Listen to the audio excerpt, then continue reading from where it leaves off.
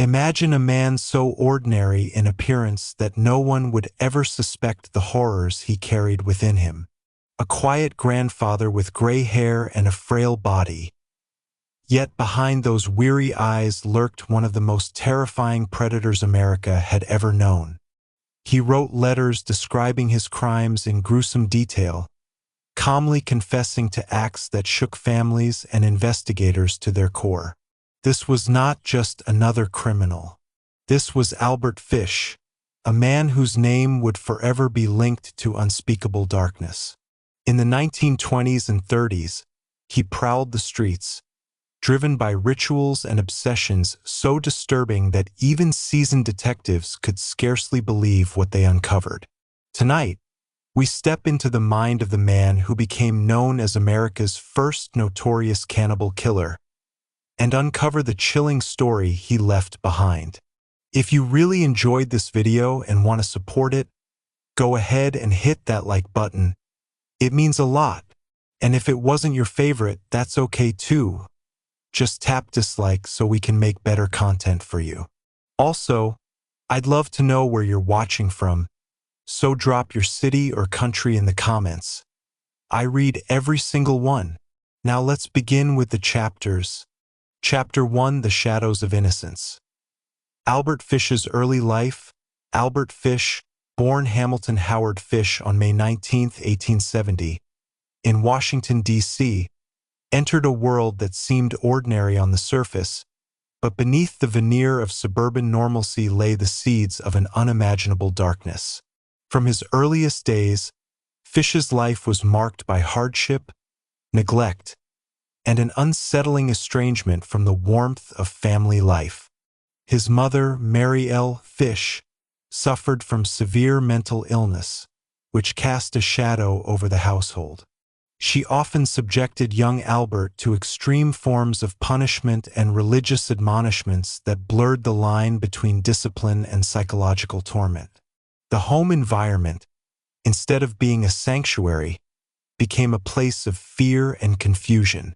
This volatile upbringing, combined with the social and cultural pressures of late 19th century America, played a significant role in shaping a psyche that would eventually spiral into one of the nation's most notorious criminal minds. The family's financial instability added another layer of strain. Albert's father, William Fish, was a laborer struggling to maintain stability in a time when social services and psychological understanding were rudimentary at best. Young Albert grew up witnessing poverty and deprivation, which compounded his sense of alienation. But beyond material hardship, it was the emotional deprivation and exposure to erratic behavior that left the deepest scars. Observers later suggested that Fish's early exposure to violence and fear in his home may have contributed to his eventual desensitization to human suffering. These formative years, while not fully understood, laid the groundwork for a mind that would increasingly detach from conventional morality and social norms. Even as a child, Fish displayed behaviors that were both peculiar and disturbing. Neighbors and acquaintances recalled him as a withdrawn and odd child, often engaging in solitary play that involved intense imagination and, at times, bizarre reenactments of pain and punishment. He reportedly exhibited an unusual fascination with pain, both inflicted and received, and he occasionally harmed animals in ways that alarmed those around him. While these early behaviors could have been dismissed as eccentricities, in retrospect, they were early indicators of a deeply rooted psychological anomaly. The line between fantasy and reality in Albert's mind was already blurred, and the seeds of his later compulsions were quietly germinating in the shadows of innocence. Compounding these personal struggles was the broader societal context in which Fish grew up. America at the turn of the century was undergoing rapid urbanization and industrialization, and the rigid social norms of the Victorian era often left little room for empathy or understanding of mental illness. Children like Albert, displaying abnormal behaviors, were rarely offered guidance or intervention. Instead, Societal attitudes leaned heavily toward punishment and moral correction, reinforcing patterns of secrecy, shame, and internalized trauma. For Albert, the world outside his chaotic household offered no refuge, only further opportunities to internalize his fears and fantasies. As Fish grew older, he began to explore his inner compulsions in ways that would foreshadow his later atrocities. By his early teens, he was experimenting with forms of self-inflicted pain and ritualistic behaviors, often justifying these acts through a distorted interpretation of religious devotion. He became intensely interested in biblical punishments and ascetic practices, seeing them not merely as spiritual exercises, but as avenues to experience physical suffering as a means of purification or connection to a higher power. These practices, while extreme, were deeply personal and secretive, creating a dual life even in his formative years. A private world governed by obsession, secrecy, and ritual, hidden from the eyes of the unsuspecting outside world. Another significant element of Fish's early life was his relationship with the broader community. He attended school sporadically, often isolated and misunderstood by teachers and peers alike. Reports suggest that he excelled in certain academic pursuits but lacked social skills and empathy, alienating him further from his peers. Children who exhibited cruelty or indifference to others' suffering were often stigmatized, and Fish's increasingly strange behaviors only heightened his sense of being an outsider. This social isolation, combined with the trauma at home, reinforced a pattern of withdrawal and internal fixation, which would later manifest in far more sinister ways. Fish's mind was increasingly turning inward, building a complex network of obsessions, fantasies, and compulsions that would remain largely invisible until adulthood, when they erupted in horrific acts. By the age of 12, Fish had begun to exhibit behaviors that alarmed both his family and the few who knew him. He reportedly engaged in acts of self-harm and began to explore macabre fantasies involving the suffering of others. Religious imagery and moral narratives, which for most children offered structure and comfort, instead became tools for justification and exploration of his compulsions. The blend of mental instability, early trauma, and exposure to societal taboos created a fertile ground for the emergence of a psyche capable of profound detachment from empathy. Each layer of neglect, isolation, and exposure to extreme religious and moralistic ideologies compounded, setting the stage for the dark trajectory that would later define his life. Even as his childhood progressed, there were fleeting glimpses of the man he would become. Fish's diary entries and accounts from acquaintances suggest a mind consumed with curiosity about death, suffering, and forbidden acts. He was not merely a troubled child. He was a mind actively seeking to understand the limits of human experience, often in ways that modern psychology would classify as pathological. The fusion of curiosity, trauma, and compulsion created a storm within Albert Fish, a storm that would remain largely hidden from the world, quietly growing in intensity until it eventually erupted in acts so heinous that they would forever etch his name into the annals of American criminal history. Thus, the early life of Albert Fish is a study in contrasts. The outwardly normal boy growing up in turn-of-the-century America, and the inwardly tormented mind exploring ever-darkening obsessions. The combination of familial instability, mental illness, societal neglect, and early sadistic tendencies provided the perfect conditions for a future marked by violence, secrecy, and horror. In the shadows of Innocence, the foundations of one of America's most infamous killers were quietly being laid, setting the stage for the chilling story that would unfold over the next several decades, leaving a legacy of terror, fascination, and a haunting glimpse into the darkest corners of the human mind. As Albert Fish entered adolescence, the patterns established in his early childhood intensified, and his behaviors became increasingly secretive, ritualistic, and disturbing. The religious fervor that had once been a source of moral guidance for many around him now warped into a complex framework for self-inflicted punishment and fascination with the suffering of others.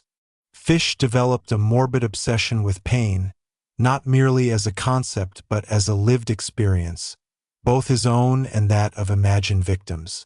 This dual fixation on inflicting and experiencing torment would later define his horrific crimes. His adolescence was therefore a critical period, during which his latent compulsions merged with a developing sense of cunning and secrecy, creating a psychological landscape that was as terrifying as it was hidden from public viewpoint. One of the defining elements of Fish's adolescent years was his increasing use of self-harm as a ritualistic and spiritual practice.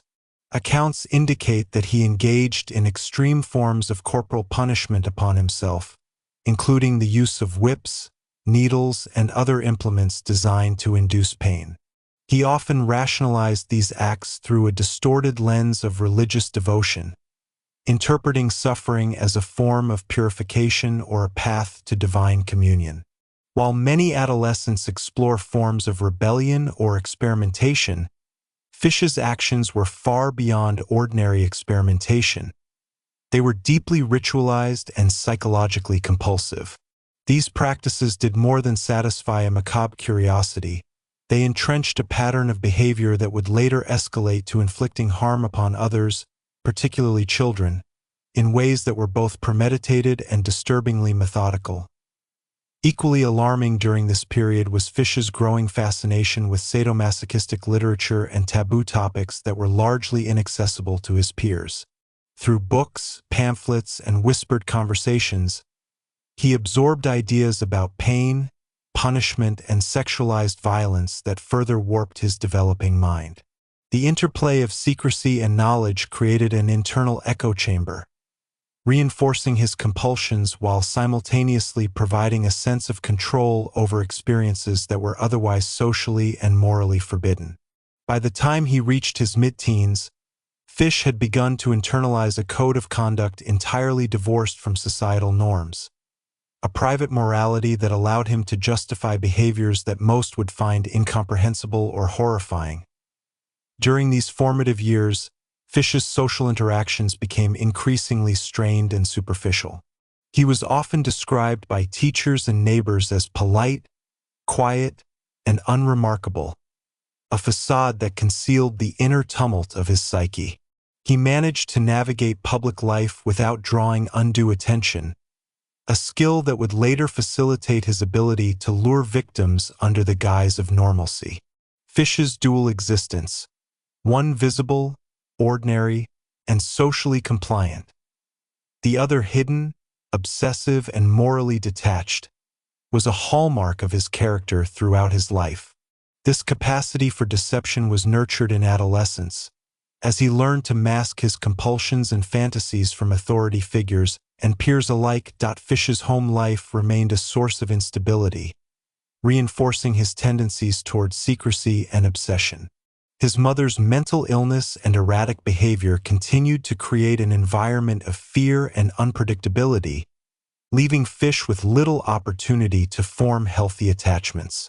Meanwhile, his father's inability to provide guidance or emotional support contributed to a sense of isolation and self-reliance. Fish learned early that the external world offered little in terms of empathy or understanding, and he increasingly turned inward, cultivating an internal world governed by his compulsions, fantasies, and a perverse sense of morality. The boundaries between acceptable behavior and transgression blurred in his mind, and he began to experiment mentally with the ideas that would later manifest in horrifying reality. By the late 1880s, Albert Fish had begun to explore sexual deviance alongside his ritualistic behaviors.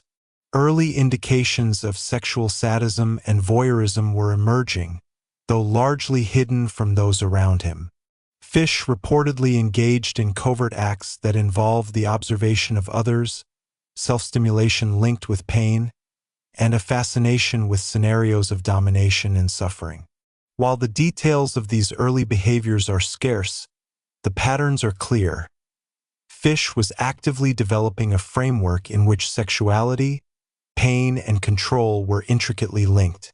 These behaviors were not transient adolescent experiments.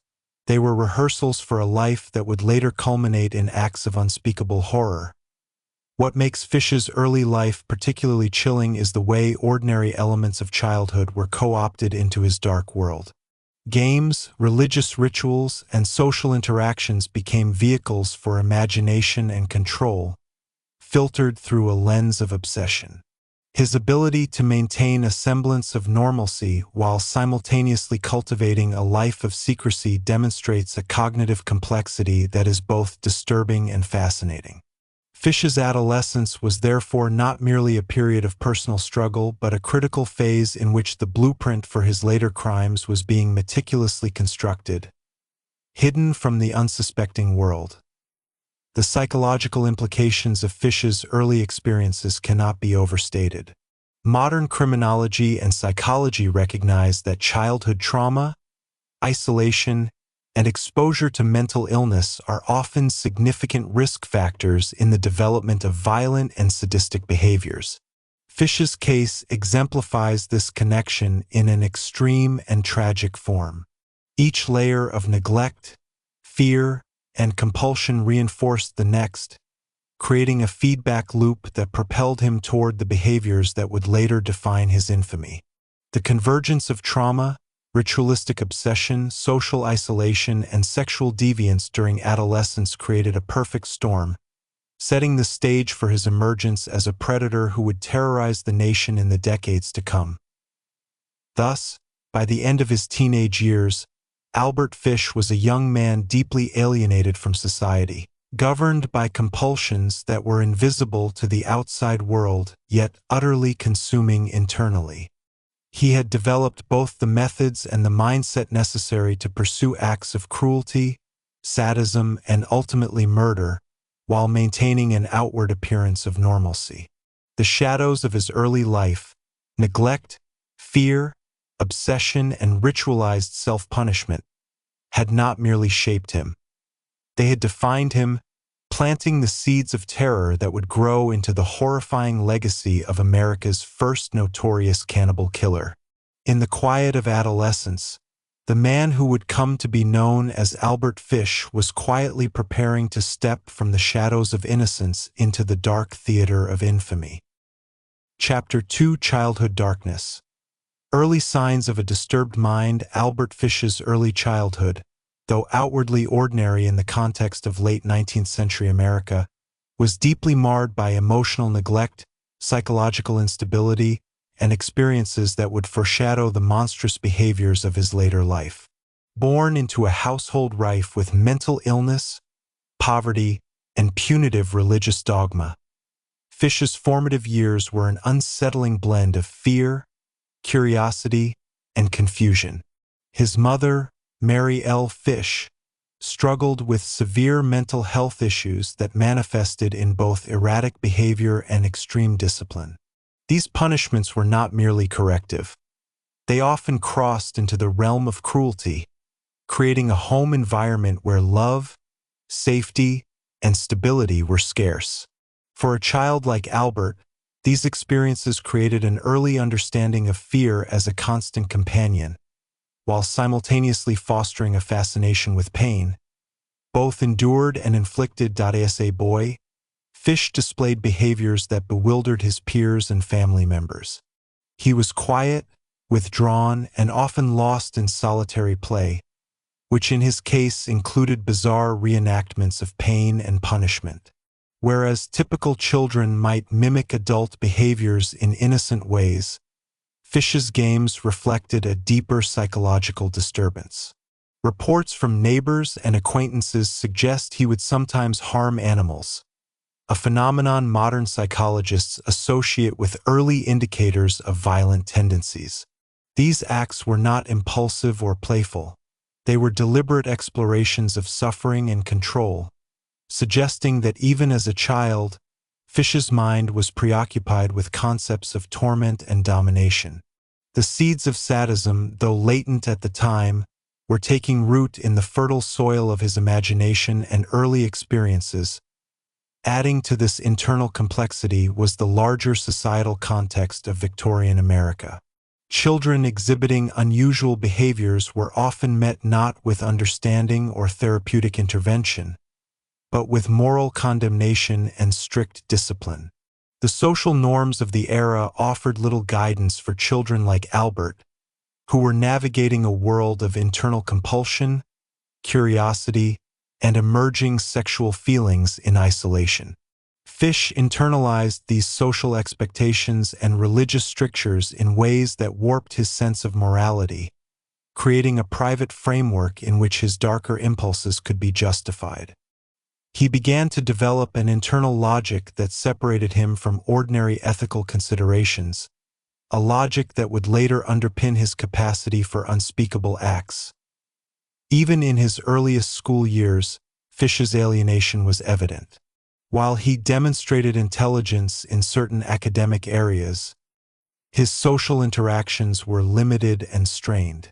Teachers noted his eccentricities, though often they were dismissed as quirks rather than warning signs. His peers, meanwhile, often found him strange or unsettling, further reinforcing his sense of isolation. This social detachment was critical in shaping Fish's inner world, as it provided both a space for private exploration of his compulsions and a mechanism for learning to mask them from others. By the time he reached pre-adolescence, Fish had already developed a duality: the public persona of a quiet, unremarkable boy, and a private life dominated by obsession, ritual, and curiosity about suffering. Religious influence was another defining factor in Fish's early psychological development. Mary Fish's severe adherence to moral and biblical codes created an environment in which punishment was both expected and extreme. Fish internalized these lessons in a distorted manner, equating spiritual purity with physical pain and suffering. He began to experiment with self-flagellation and other forms of ritualized self-harm, viewing them as avenues to attain moral or spiritual significance. These behaviors, while alarming, were carefully hidden from his family and community, establishing a pattern of secrecy and deception that would characterize his later interactions with society. In these private rituals, the young Fish was both torturer and victim, a dual role that would later manifest in his crimes against others. Equally significant during this period was Fish's early exposure to morbidity and death. Accounts indicate that he was drawn to stories of execution, punishment, and suffering, often studying them with an intensity that went beyond mere curiosity. The fascination was not purely intellectual. It was visceral.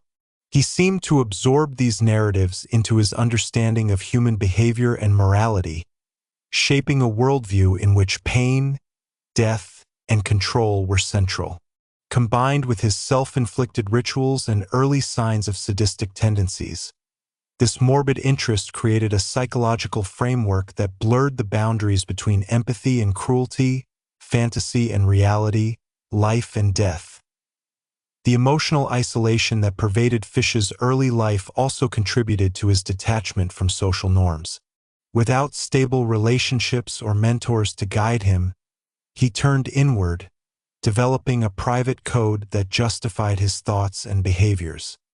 He began to explore sexual curiosity in ways that were secretive and interwoven with pain, developing early inclinations toward what modern psychology might identify as paraphilic behaviors. These early experiments, hidden from family and peers, allowed him to rehearse and refine compulsions that would later find expression in his violent acts.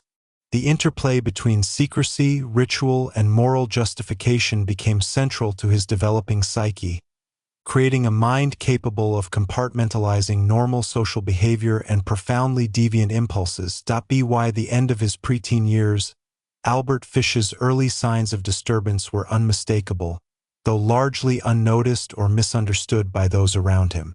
His home life had instilled a familiarity with fear, pain, and secrecy. His social environment reinforced his isolation. His personal explorations of morality, suffering, and sexual curiosity created a rich inner world that diverged sharply from societal norms.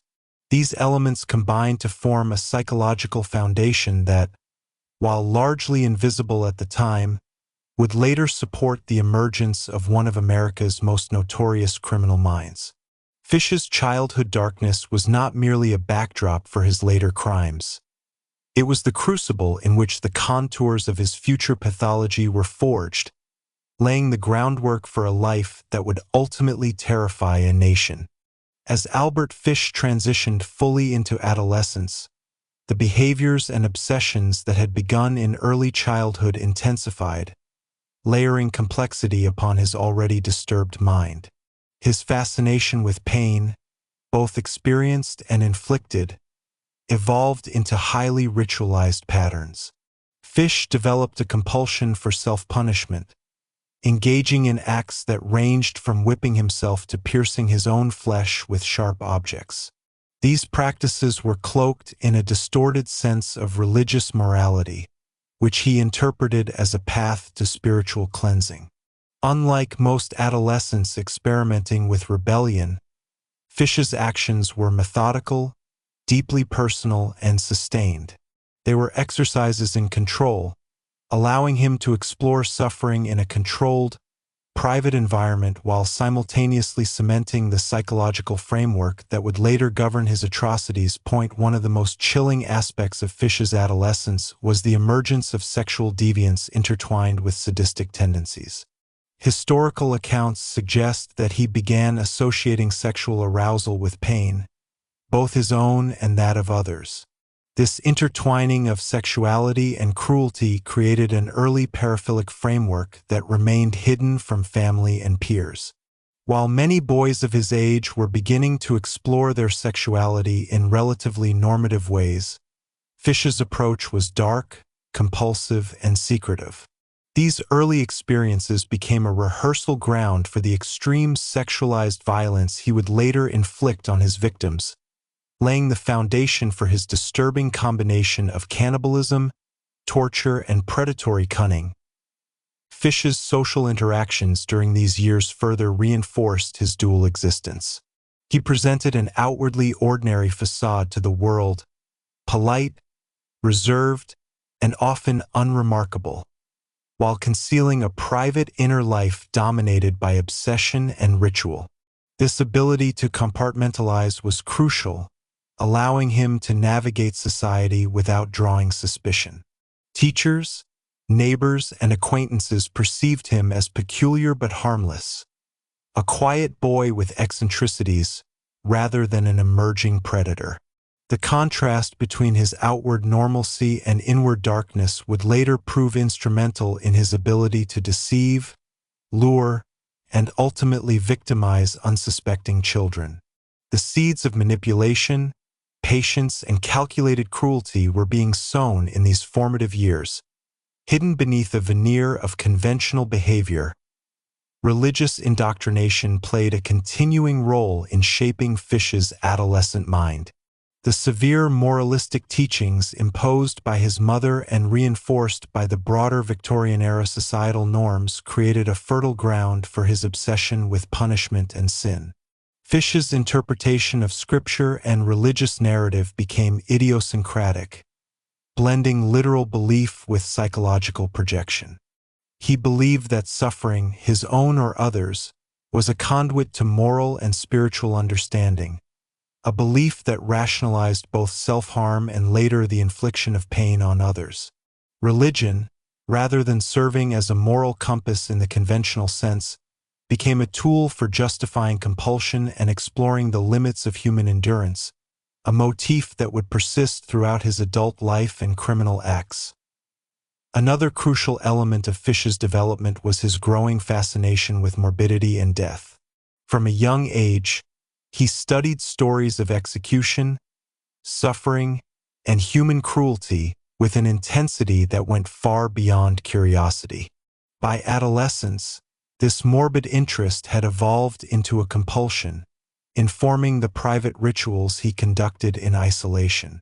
Fish's imagination became a laboratory in which he explored the boundaries of human experience, often simulating or envisioning scenarios of pain, degradation, and even cannibalism. This mental rehearsal, combined with his physical experiments in self-harm and ritual, gradually desensitized him to suffering, creating a psychological framework in which extreme acts could be contemplated without moral restraint. Isolation and alienation were persistent forces in Fish's early life, reinforcing his inward focus and compounding his compulsions. Social rejection and misunderstanding by peers, coupled with the instability and cruelty within his family, encouraged him to retreat further into his private world. In this space, he refined the rituals and obsessions that would later define his criminality. Fish's adolescence was therefore not merely a period of internal struggle. It was a critical developmental stage in which a mind capable of extreme violence was being meticulously cultivated. The combination of secrecy, obsession, ritual, and perverted morality created a latent predator, one who would soon emerge into a world unprepared for the horrors he would unleash. By the time Fish reached his late teens, he had developed a sophisticated ability to compartmentalize his existence, maintaining the appearance of normalcy while cultivating a private life dominated by dark compulsion. His early exposure to trauma, mental illness in the household, societal neglect, and a warped religious upbringing had not only shaped his personality but also provided him with tools for deception, manipulation, and control. These years cemented the psychological foundations of a man who could commit acts of unimaginable cruelty while remaining outwardly indistinguishable from any other member of society. Fish's adolescence was a laboratory in which the complex mechanisms of secrecy, ritualized sadism, and moral detachment were honed, preparing him for the calculated horrors that would later define his infamy. Fish's early life, therefore, is not merely a backdrop to his crimes. It is the lens through which his later behavior must be understood. The convergence of neglect, isolation, early sadistic tendencies, and ritualistic self-punishment created a psychological storm, one that ultimately gave rise to a figure who would terrorize America in the 1920s and 1930s. The shadows of childhood trauma and adolescent obsession extended far into his adult life, illustrating the terrifying ways in which early experiences, if unchecked, can shape a mind capable of monstrous acts. Albert Fish's story is a chilling testament to the dark potential of human psychology, a harrowing narrative of how childhood darkness can evolve into historical notoriety. Chapter 3: The Birth of a Monster. Adolescence and Early Deviations. As Albert Fish moved fully into adolescence, the delicate line between curiosity, compulsion, and malevolence began to blur. What had been isolated rituals and secretive experiments in his early childhood now evolved into more complex and dangerous behaviors. By the mid-1880s, Fish's fascination with pain, suffering, and human vulnerability had intensified, intertwining with emerging sexual impulses in ways that were both compulsive and disturbing. The young boy who once inflicted minor injuries upon himself or animals was now beginning to explore the contours of morality, fear, and domination in more deliberate and psychologically sophisticated ways. The formative years of adolescence marked a critical turning point, where latent tendencies transformed into patterned behaviors that would foreshadow the atrocities of his adult life. Fish's engagement with pain and self-harm grew increasingly ritualized. He adopted specific routines, often involving prolonged infliction of injury upon himself, which he viewed as a spiritual or moral exercise. Whippings, piercings, and prolonged physical punishments were no longer sporadic acts of curiosity. They were deliberate, self-directed rituals. By experiencing extreme pain, Fish sought to reconcile his inner turmoil with a warped moral vision of purity, sacrifice, and devotion. His interpretations of religious texts and moral lessons were selective and twisted, giving him justification to explore suffering in ways that were entirely divorced from societal norms. In this private crucible of ritual and obsession, Fish was constructing the psychological scaffolding that would later allow him to externalize his violent fantasies upon others. Sexual deviance began to merge with his fascination with pain during these years. Fish reportedly experimented with combinations of physical punishment and sexual stimulation, often in complete secrecy. These behaviors, while invisible to adults around him, were formative, allowing him to rehearse the linkages between domination, pain, and sexual arousal. Modern psychologists recognize such paraphilic behaviors in adolescence as strong predictors of later sexualized violence if left unchecked. And in Fish's case, the progression was chillingly linear. Each act of private experimentation strengthened the neurological and emotional associations between pleasure, control, and cruelty, embedding patterns that would later facilitate his notorious crimes against children. What is particularly alarming is Fish's ability to compartmentalize these deviant acts from his public persona, a skill that enabled him to navigate a world oblivious to the darkness growing within him. Fish's social environment further reinforced his deviant trajectory. Although he attended school and engaged superficially with peers, he remained an outsider, largely isolated by his unusual interests and behaviors. Teachers and neighbors described him as quiet, polite, and strange, yet harmless, a perception that would continue throughout his life, masking the inner workings of a highly disturbed mind. This ability to conceal compulsion while maintaining appearances was critical. It not only allowed Fish to evade early detection, but also nurtured the psychological mechanisms necessary for future predation. Patience, deception, and meticulous planning. The duality of his life, public normalcy versus private obsession, became increasingly pronounced, setting the stage for a man capable of horrifying acts while appearing outwardly unremarkable. Family dynamics played a crucial role in amplifying Fish's dark development.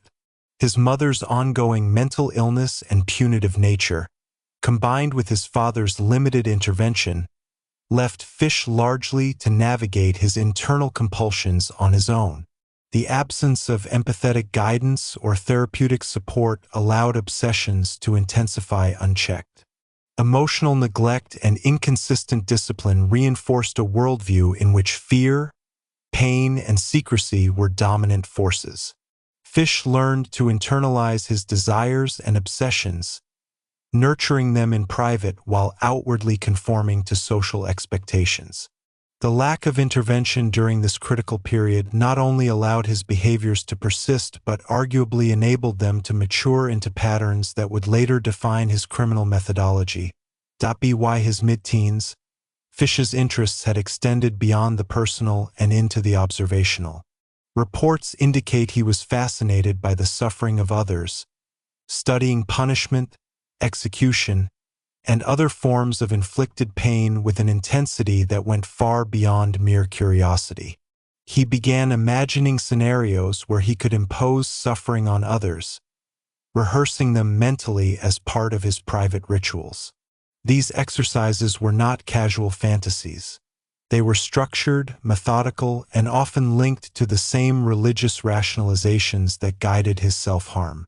This period represents a dangerous convergence of imagination, moral detachment, and compulsive rehearsal, a stage at which Fish's mind was being trained for a future in which thoughts of cruelty would inevitably find physical expression. In addition to these psychological developments, adolescence brought with it the early signs of social and emotional manipulation. Fish displayed an emerging understanding of how to influence others, blending charm, politeness, and apparent normalcy with hidden intentions. While still a youth, he began testing boundaries with those around him, subtly probing responses and gauging reactions. This early experimentation in manipulation would become a hallmark of his criminal life, allowing him to gain access to vulnerable individuals while maintaining a veneer of trustworthiness. The capacity to integrate intelligence, cunning, and secrecy with compulsive fantasy marked Fish as a uniquely dangerous individual even in these formative years. At the same time, Fish's internal rituals and fantasies became increasingly complex and intertwined with his sexual and moral obsessions. He imagined scenarios that combined punishment, humiliation, and death, often rehearsing them in his mind with meticulous attention to detail. These mental simulations were reinforced by his earlier experiences with self-harm and religious ritual, creating a cognitive and emotional framework in which extreme acts could be contemplated without the constraints of empathy or societal morality. Each mental rehearsal strengthened the neurological pathways connecting arousal, obsession, and cruelty, effectively conditioning his mind for behaviors that, while unimaginable to most, would later become terrifyingly real. By the close of his adolescent years, Albert Fish had developed into a young man whose inner life was dominated by obsession, ritual, and a fascination with pain that extended far beyond self-directed acts. His social interactions were superficial. His outward behavior remained polite and ordinary, masking the turbulent psychological landscape within. Religious indoctrination, familial instability, and early exposure to morbidity and death had coalesced to form a mind uniquely predisposed to cruelty, secrecy, and manipulation. The adolescent Fish was a living paradox. Externally ordinary, internally consumed by the architecture of a future criminal mind. In these years, the blueprint of the monster was completed, and the stage was set for the transformation from disturbed youth to America's first notorious cannibal killer, a figure whose later actions would both horrify and fascinate generations. As Albert Fish transitioned fully into adulthood, the compulsions, fantasies, and ritualistic behaviors of his adolescence solidified into a disturbing blueprint for his future crimes. What had begun as private experimentation, self-inflicted pain, and imagined scenarios of suffering now merged with a growing capacity for planning, manipulation, and premeditation. By the early 1890s, Fish's internal life was dominated by a complex web of obsessions in which sexuality, pain, and control were inseparably intertwined. These behaviors were not impulsive or chaotic. They were deliberate rehearsals, quietly preparing him for a life that would terrify a nation in the decades to come. Fish's engagement with self-harm became increasingly extreme and ritualized. He experimented with various implements, including needles, whips, and other sharp objects, to pierce and injure his flesh. These practices were accompanied by intense psychological justification. He believed that suffering brought him closer to moral and spiritual understanding. While many adolescents might engage in rebellion or experimentation, Fish's acts were methodical and deeply compulsive, often conducted in long, private sessions where he could control every aspect of the experience. In these self-directed rituals, he explored the boundaries of pain, endurance, and psychological detachment, honing both the physical and mental capacities that would later allow him to impose suffering on others without hesitation. Sexual deviation continued to develop in concert with these ritualistic practices. Fish's fantasies increasingly linked arousal with infliction and observation of pain, creating a cognitive pattern that fused pleasure and cruelty. He reportedly engaged in secretive acts of masturbation associated with injury and the imagining of domination over others, an early indication of the paraphilic behaviors that would later define his crimes. These acts were private rehearsals, allowing him to explore the intersection of desire and sadism without detection. Psychologists studying criminal pathology would later identify this period as critical in establishing the neurological and emotional associations that predispose individuals to extreme sexualized violence. At the same time, Fish's outward persona remained meticulously constructed. He presented to teachers, neighbors, and even relatives as polite, unremarkable, and socially compliant. This duality, public normalcy paired with private obsession, was central to his emerging predatory identity. It allowed him to move through society largely unnoticed, observing, learning, and rehearsing social interactions that could later be exploited to access vulnerable victims. The seeds of manipulation, deception, and calculated planning were sown in these years, as Fish honed the ability to mask his deviant impulses while simultaneously nurturing them in isolation. Fish's home environment continued to reinforce his obsessions. His mother's mental instability and punitive nature, combined with a lack of empathetic guidance from his father, created conditions in which secrecy, fear, and control became central to survival. The inconsistent and often cruel treatment he endured at home not only normalized pain and suffering but also fostered a worldview in which domination and secrecy were paramount. Fish learned to internalize his compulsions and fantasies, practicing self-restraint and strategic concealment that would later enable him to operate undetected for years while committing some of the most notorious crimes in American history. In these formative adult years, Fish also developed an intense fascination with the suffering of others. He studied accounts of execution, punishment, and morbidity, often imagining himself in the role of inflictor. These mental exercises were highly structured, incorporating elements of religious justification, sadistic pleasure, and meticulous rehearsal. By imagining scenarios of domination, pain, and even cannibalism, Fish reinforced a psychological framework in which extreme acts were not only conceivable but permissible within his private moral code.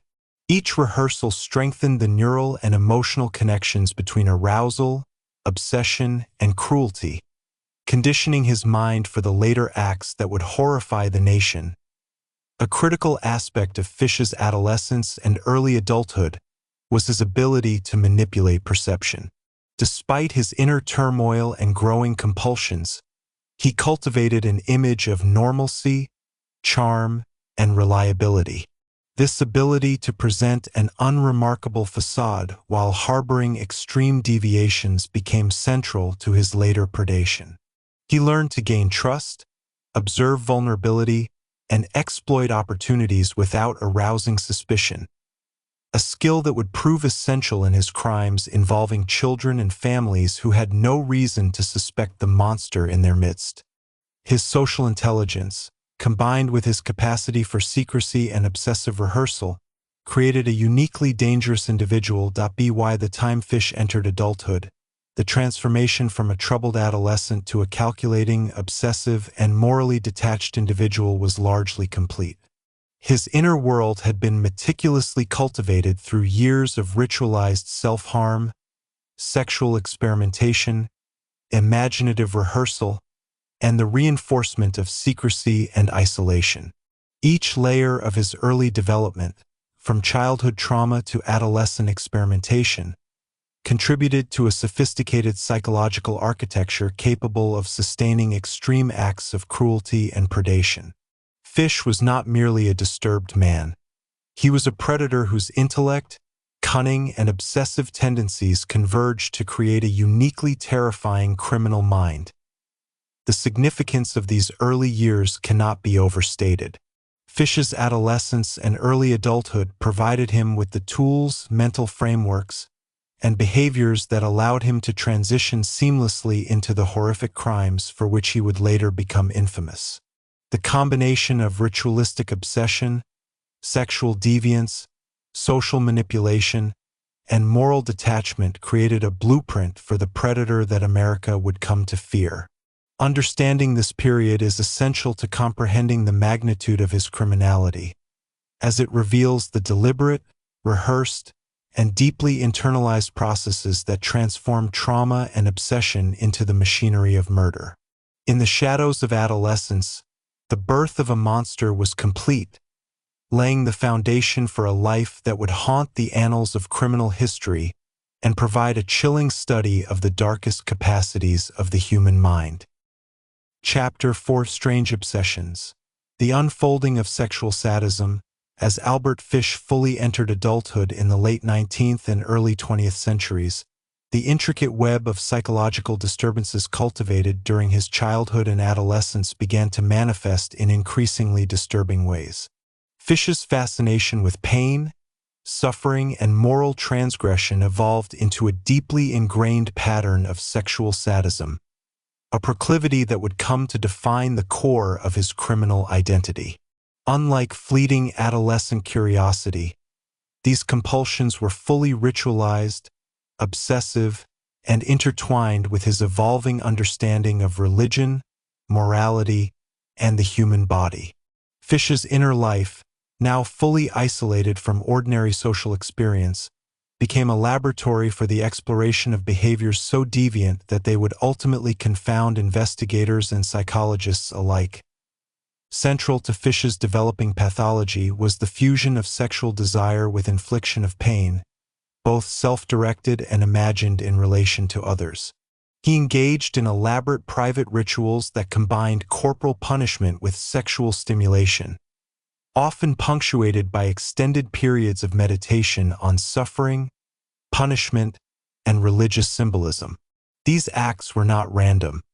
They followed a meticulously organized internal logic, grounded in the belief that pain, whether endured or observed, was inherently purifying or spiritually significant. Fish's compulsions were reinforced by a lifetime of trauma, isolation, and moralistic religious indoctrination, creating a self-contained psychological ecosystem in which extreme behaviors could be imagined and practiced with both precision and conviction. During this period, Fish's behavior toward society remained remarkably deceptive. Outwardly, he projected the image of a normal, even benign man. Neighbors, co-workers, and casual acquaintances observed a polite, reserved individual whose eccentricities seemed minor or quaint. Behind this facade, however, Fish was meticulously rehearsing and internalizing deviant fantasies that incorporated elements of coercion, control, and violence. This dual existence, public respectability and private obsession, became a hallmark of his modus operandi, allowing him to operate in plain sight without raising suspicion. The psychological skill required to maintain this duality was significant, demonstrating both intelligence and an unsettling emotional detachment. Fish's obsession with pain extended beyond personal rituals into the observation and contemplation of the suffering of others. He immersed himself in accounts of punishment, cruelty, and death, internalizing these narratives as frameworks for potential action.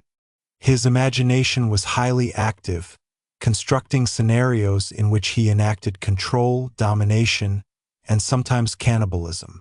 Unlike mere fantasy, these mental rehearsals were detailed, organized, and repeatedly practiced in private, strengthening neural pathways that associated arousal, obsession, and violence. Each rehearsal made the transition from thought to action increasingly seamless, eroding the natural psychological barriers that prevent most individuals from harming others. Religious ideology played a pivotal role in shaping Fish's compulsions. He absorbed and reinterpreted biblical narratives, emphasizing themes of suffering, sin, and punishment, and integrated them into his private rituals. In his mind, inflicting pain on himself or imagined victims was morally and spiritually justified. This distorted sense of righteousness provided a framework for ethical detachment, allowing him to compartmentalize violent and sexual impulses without guilt. Religion, in Fish's inner world, became a mechanism for controlling and rationalizing behaviors that would otherwise be morally incomprehensible. Fish's obsession with sexualized pain also involved early explorations of voyeurism, domination, and humiliation. He practiced controlling situations in which others, sometimes family members, sometimes strangers, became the object of his internalized fantasies, even if only in imagination. These rehearsals reinforced his understanding of control, submission, and the psychological dynamics of fear, setting the groundwork for his later predatory strategies. By the time he reached full adulthood, Fish's compulsions were not merely fantasies. They were carefully constructed mental simulations of real-world predation, honed over decades of secrecy and ritual. Another disturbing element of this period was Fish's experimentation with physical tools to enhance his ritualized experiences. He sought implements capable of inflicting precise pain while allowing for prolonged engagement, ranging from whips to needles and other sharp instruments. These tools were integrated into intricate rituals in which he alternated between infliction, observation, and contemplation of suffering. Each ritual reinforced the association between pain and spiritual or sexual satisfaction, embedding compulsive behaviors that would later be enacted upon unsuspecting victims. Fish's internal world was further reinforced by profound social isolation.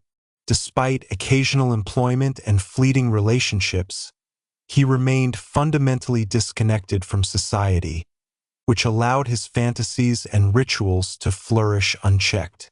Isolation reduced the influence of social norms and empathy, allowing him to cultivate a psychological ecosystem where deviance could thrive. Without intervention or oversight, Fish's compulsions matured in both complexity and intensity, creating a mind uniquely predisposed to extreme predatory behavior. By the time Fish entered the 20s, his deviant patterns were fully ingrained. The fusion of sexual sadism, ritualized self-punishment, obsession with morality and punishment, and strategic deception had created a psychological profile of a man capable of extraordinary cruelty.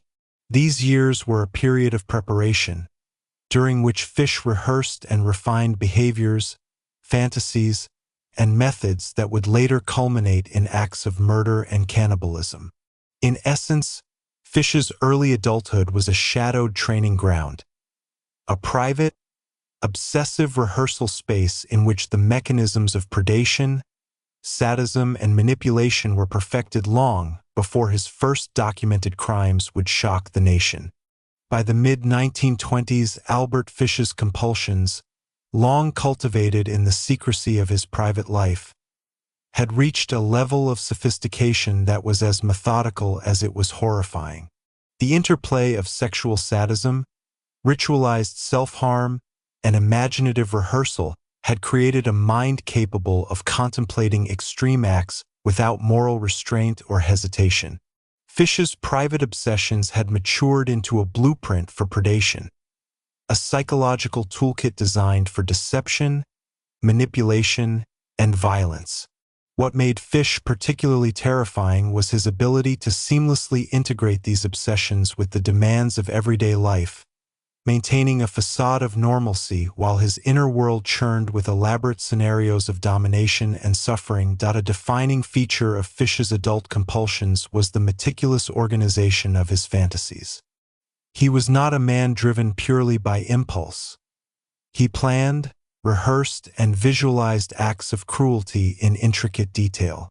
These mental simulations often combined elements of physical torture, sexual sadism, and ritualistic symbolism. Fish's obsession with control was paramount. He envisioned every scenario as an orchestrated performance in which he maintained dominance over victims, even if only in his imagination at first. Each rehearsal strengthened the neural and emotional pathways linking pleasure, obsession, and cruelty, making the transition from fantasy to real-world action increasingly seamless. It was a chilling demonstration of how decades of private compulsion could evolve into real-world predatory expertise. Fish's sexual obsessions were intimately tied to his understanding of morality and religious ideology. Pain, suffering, and domination were not merely sources of pleasure. In Fish's mind, they were morally and spiritually justified. He believed that inflicting or witnessing suffering could cleanse sin, punish transgression, or elevate the soul. This rationalization removed barriers of guilt or empathy, allowing him to compartmentalize acts that would otherwise be inconceivable. The fusion of religious justification and sexualized cruelty provided a uniquely potent framework, one in which deviant impulses could be cultivated, reinforced, and acted upon without the moral hesitation that restrains most individuals. During this period, Fish also perfected the social skills necessary to gain trust and access to potential victims. Outwardly, he remained polite, courteous, and unremarkable, blending into the fabric of everyday life. This ability to manipulate perception was essential to his later crimes, as it allowed him to approach families and children without raising suspicion. He learned to observe vulnerability, test social boundaries, and exploit human empathy, all while maintaining the appearance of a harmless, even endearing, individual. The duality of his existence, public normalcy and private monstrosity, was now fully operational, setting the stage for his predatory career. Fish's fascination with tools, implements, and physical methods of inflicting pain also evolved. He experimented with whips, needles, and other devices, integrating them into elaborate rituals that combined precision, endurance, and observation. These practices served multiple purposes.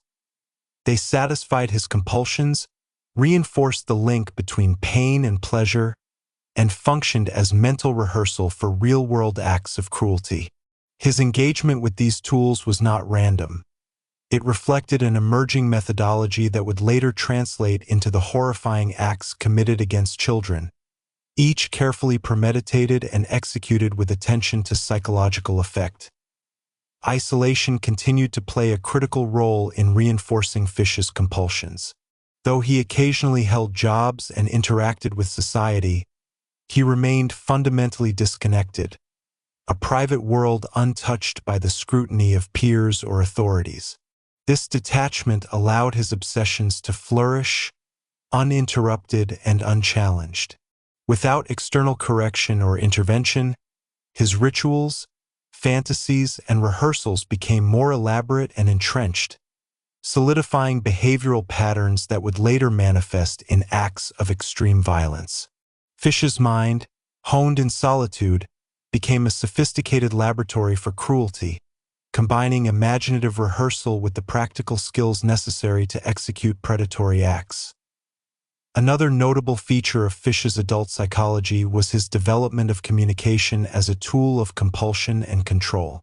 He experimented with letters, notes, and imagined correspondence that allowed him to explore the psychological dynamics of terror, coercion, and manipulation.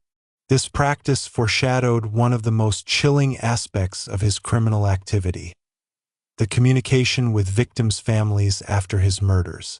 Fish's early experimentation with written expression of obsession, control, and ritual would later manifest as a horrifying method of psychological torment, demonstrating his understanding of fear as a tool and a compulsion in itself. By the late 1920s, Fish's sexual sadism, ritualistic obsession, manipulative skill, and imaginative rehearsal coalesced into a fully formed criminal psyche.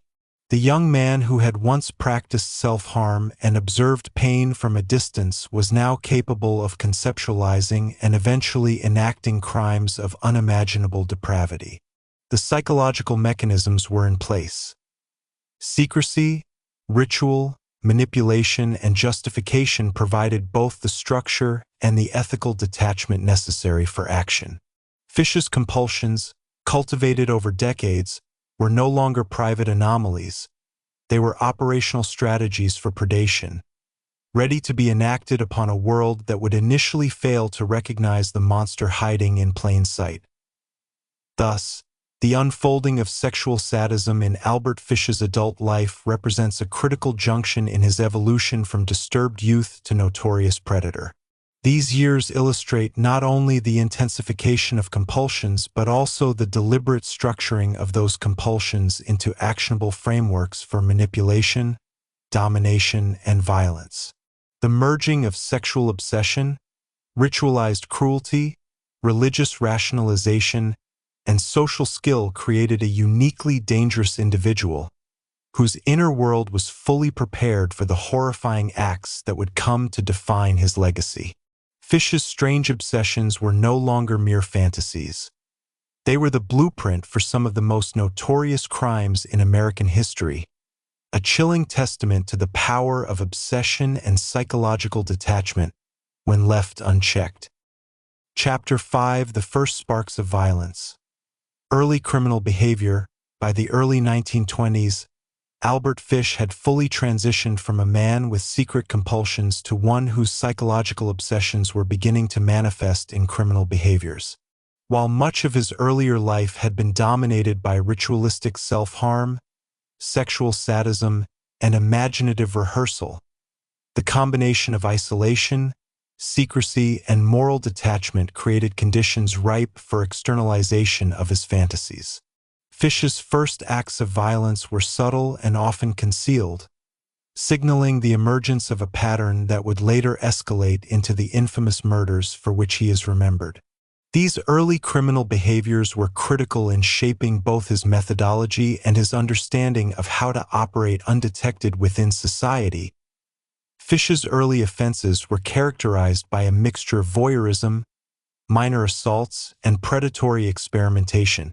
He often approached children under the guise of harmless interaction, testing boundaries and observing reactions. These seemingly innocuous interactions allowed him to refine his methods of manipulation and coercion. He studied the behavior of children and families meticulously, learning how to gain trust, exploit innocence, and elicit compliance. While these early offenses may appear minor compared to his later crimes, they were psychologically significant. They marked the transition from private fantasy to active exploration of his compulsions in the real world. The psychological sophistication of Fish's early criminal activity is striking. Unlike impulsive criminals, Fish operated methodically, incorporating elements of his private rituals and fantasies into his actions. Each interaction with a potential victim was carefully considered, rehearsed in the mind first, and executed with attention to control and secrecy. This ability to plan, rehearse, and implement predatory behaviors without immediate detection demonstrates a chilling level of cognitive and emotional control. Fish's early criminal acts were thus both a testing ground for his obsessions and a rehearsal for the far more extreme violence that would define his later years. Fish's interactions with victims during this period were often cloaked in a veneer of normalcy, which allowed him to avoid suspicion. He presented himself as a harmless, sometimes even endearing, figure, blending into communities and social networks without alarming parents or authority figures. This skill in manipulation was not merely social. It was a form of psychological predation, a methodical exploitation of trust and innocence that would later become central to his modus operandi. Fish's early crimes, therefore, were as much about learning and refining strategy as they were about satisfying compulsion. During these years, Fish also began to explore the integration of sexual gratification with the infliction of harm upon others. While his earlier sexualized rituals had been largely solitary and imaginative, this period marked a transition toward real-world application. Early assaults, though sometimes minor or covert, were imbued with the same obsessive attention to control, ritual, and psychological domination that characterized his private fantasies. Fish's understanding of fear, submission, and compliance deepened, laying the groundwork for the sadistic and cannibalistic behaviors that would later shock the nation. The environment in which Fish operated played a critical role in facilitating his early criminality.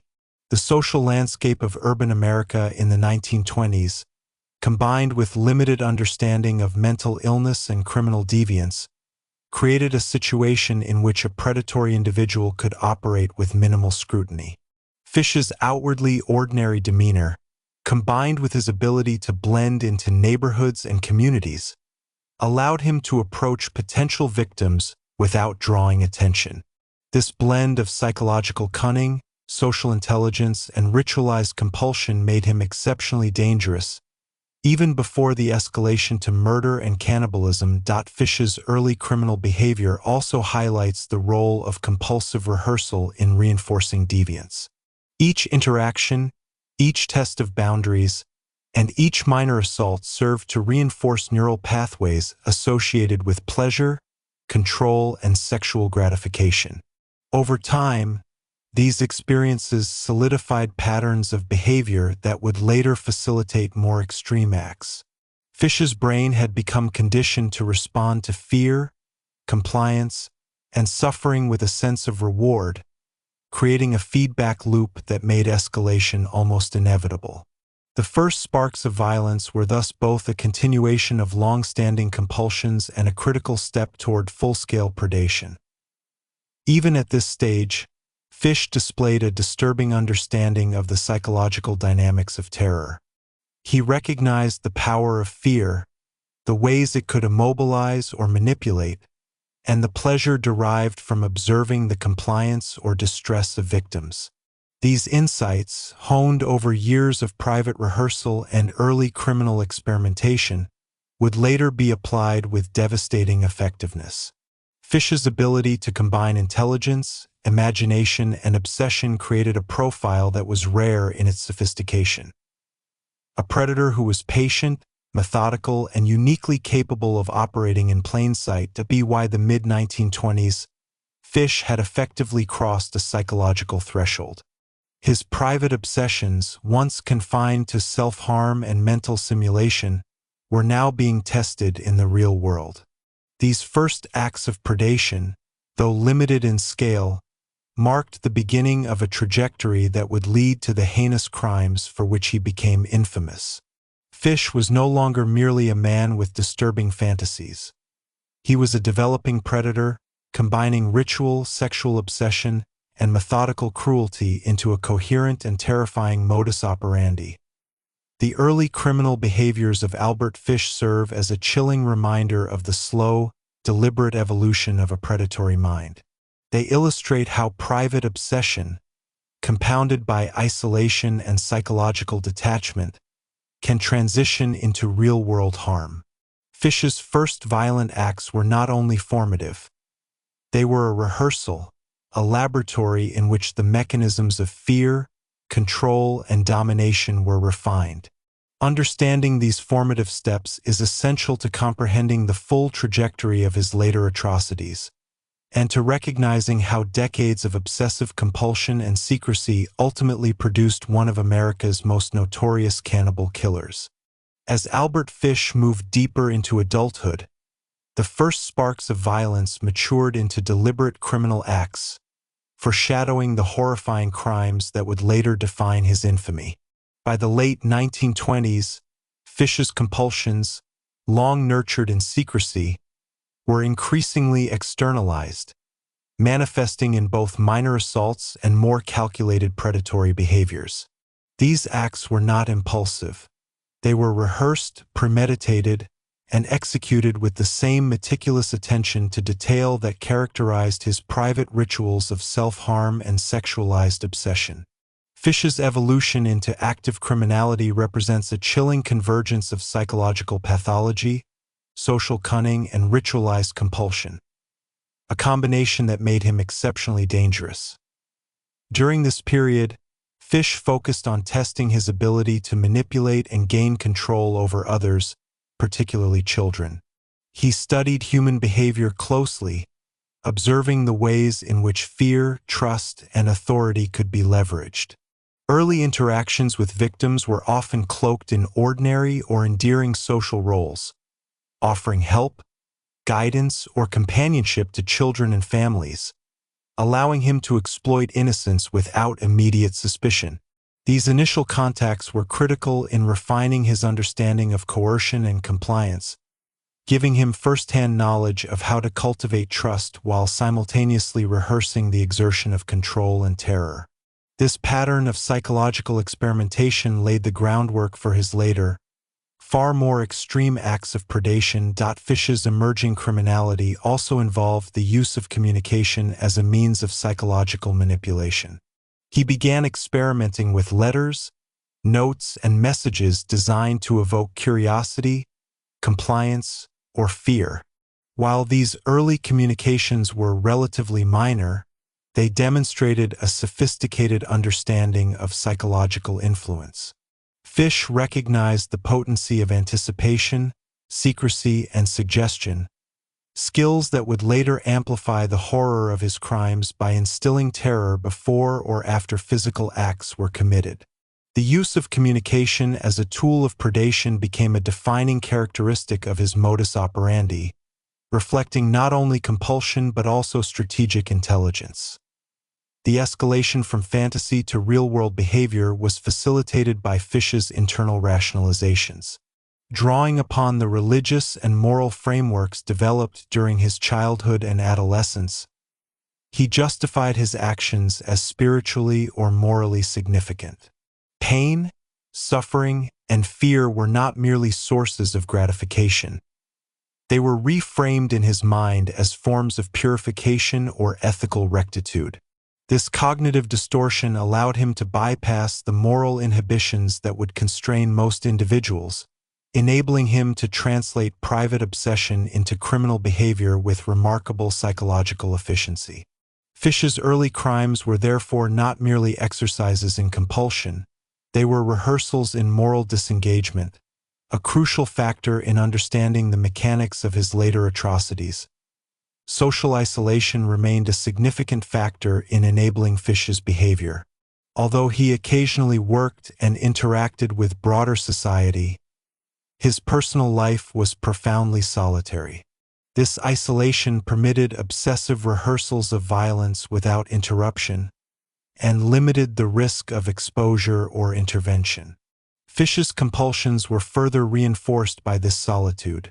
With no social or familial oversight, his fantasies could mature into actionable behaviors unchecked. Isolation, secrecy, and obsessive rehearsal combined to create a psychological environment in which escalation to severe violence became increasingly likely. Fish's first violent acts, though not yet lethal, were formative in establishing the procedural and emotional patterns that would govern his later crimes. They allowed him to test his ability to manipulate victims, manage fear, and execute control while minimizing the risk of discovery. He refined techniques for approach, persuasion, and concealment, gradually building a sophisticated predatory repertoire. Each minor assault served as both practice and reinforcement, conditioning him to associate compliance, terror, and suffering with personal gratification. These experiences were essential in preparing the way for the extreme acts of murder and cannibalism that would later make him infamous across the nation. A particularly chilling element of this stage is the interplay between imagination and action. Fish's early crimes were deeply informed by years of ritualized fantasy and mental rehearsal. The psychological rehearsal of domination, humiliation, and suffering had effectively desensitized him to the moral and emotional constraints that prevent most people from harming others. By acting out elements of his fantasies in real-world scenarios, Fish transitioned gradually from thought to action, a progression that demonstrates both the premeditation and the dangerous efficacy of obsessive-compulsive pathology. By the late 1920s, Fish's identity as a predator was fully emergent. His compulsions, once confined to self-directed rituals and imaginative fantasies, now encompassed manipulation, observation, and minor assaults on real victims. This period represents a critical bridge between adolescent obsession and the horrifying crimes that would later terrorize families and communities. Fish's first acts of violence were not anomalies. They were calculated, rehearsed, and psychologically integral steps in the development of one of America's most notorious serial killers. The trajectory from early criminal behavior to full-scale murder underscores a terrifying truth about Albert Fish. His crimes were not impulsive eruptions of madness but the outcome of decades-long psychological conditioning. Each act of manipulation, each rehearsal of pain, each minor assault reinforced his compulsions and refined his methodology. By the end of this period, Fish had become a man whose mind was fully structured for predation, combining ritual, sexual sadism, moral detachment, and psychological manipulation into a framework that would soon produce acts of unspeakable horror. The first sparks of violence had ignited, and from them would blaze the inferno of criminal notoriety that continues to fascinate and horrify the world today. Chapter 6: The City Under Siege. Fish's reign of terror in 1920s-30s New York. By the 1920s, Albert Fish had fully transitioned from a man with private compulsions to an active predator operating within the urban labyrinth of New York City.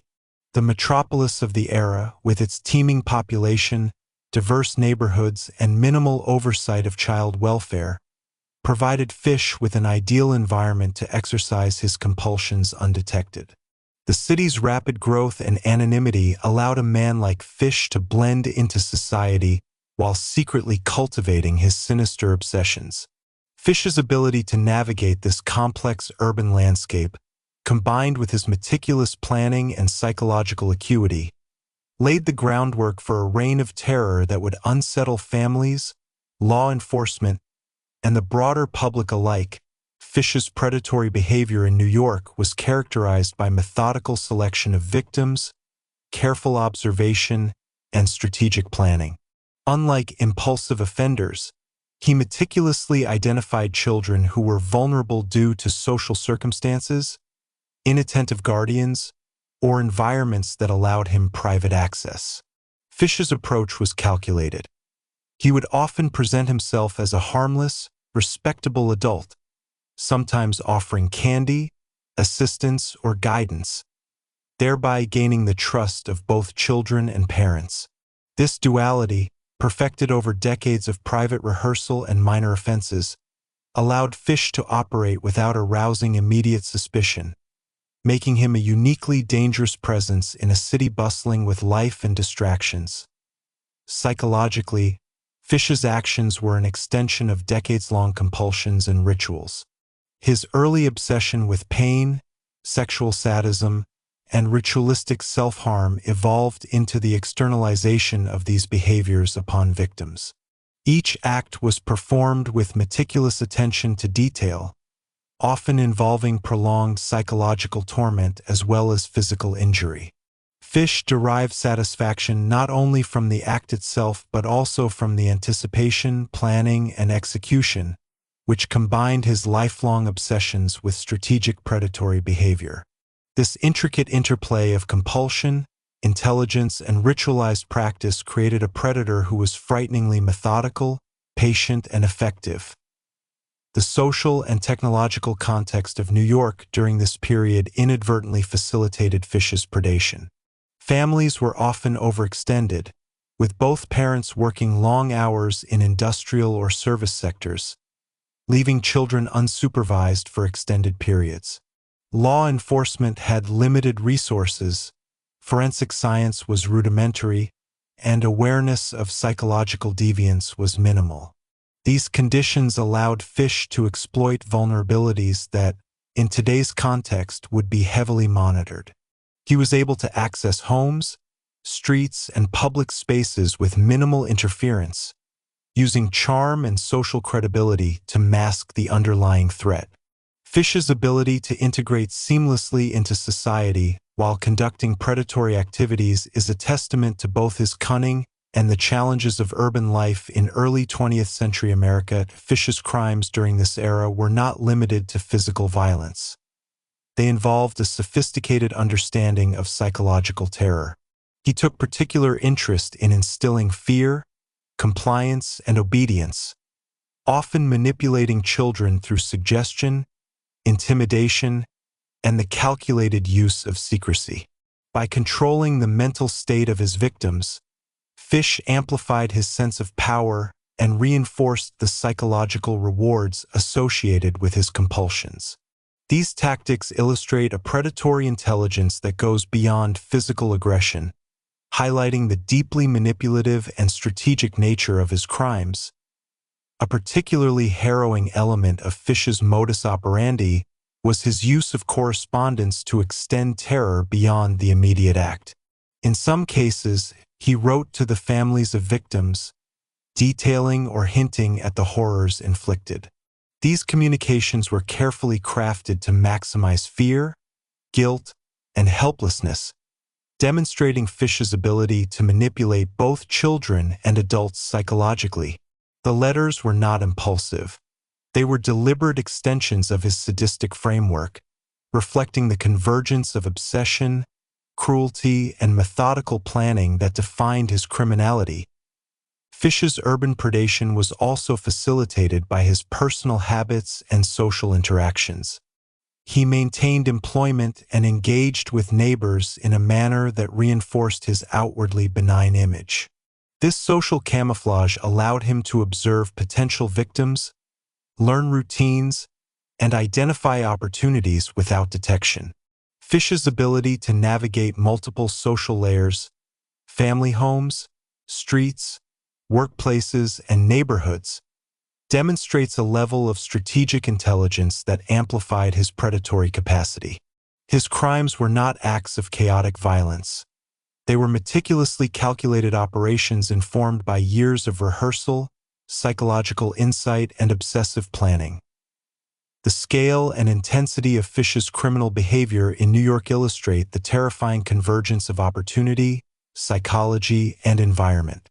The anonymity of the city, combined with societal neglect, limited law enforcement oversight, and Fish's own cunning, created a perfect storm in which his obsessions could be acted upon without immediate consequence. He became a spectral presence in neighborhoods, simultaneously visible and invisible, familiar and menacing, a figure whose normal appearance masked the horror within.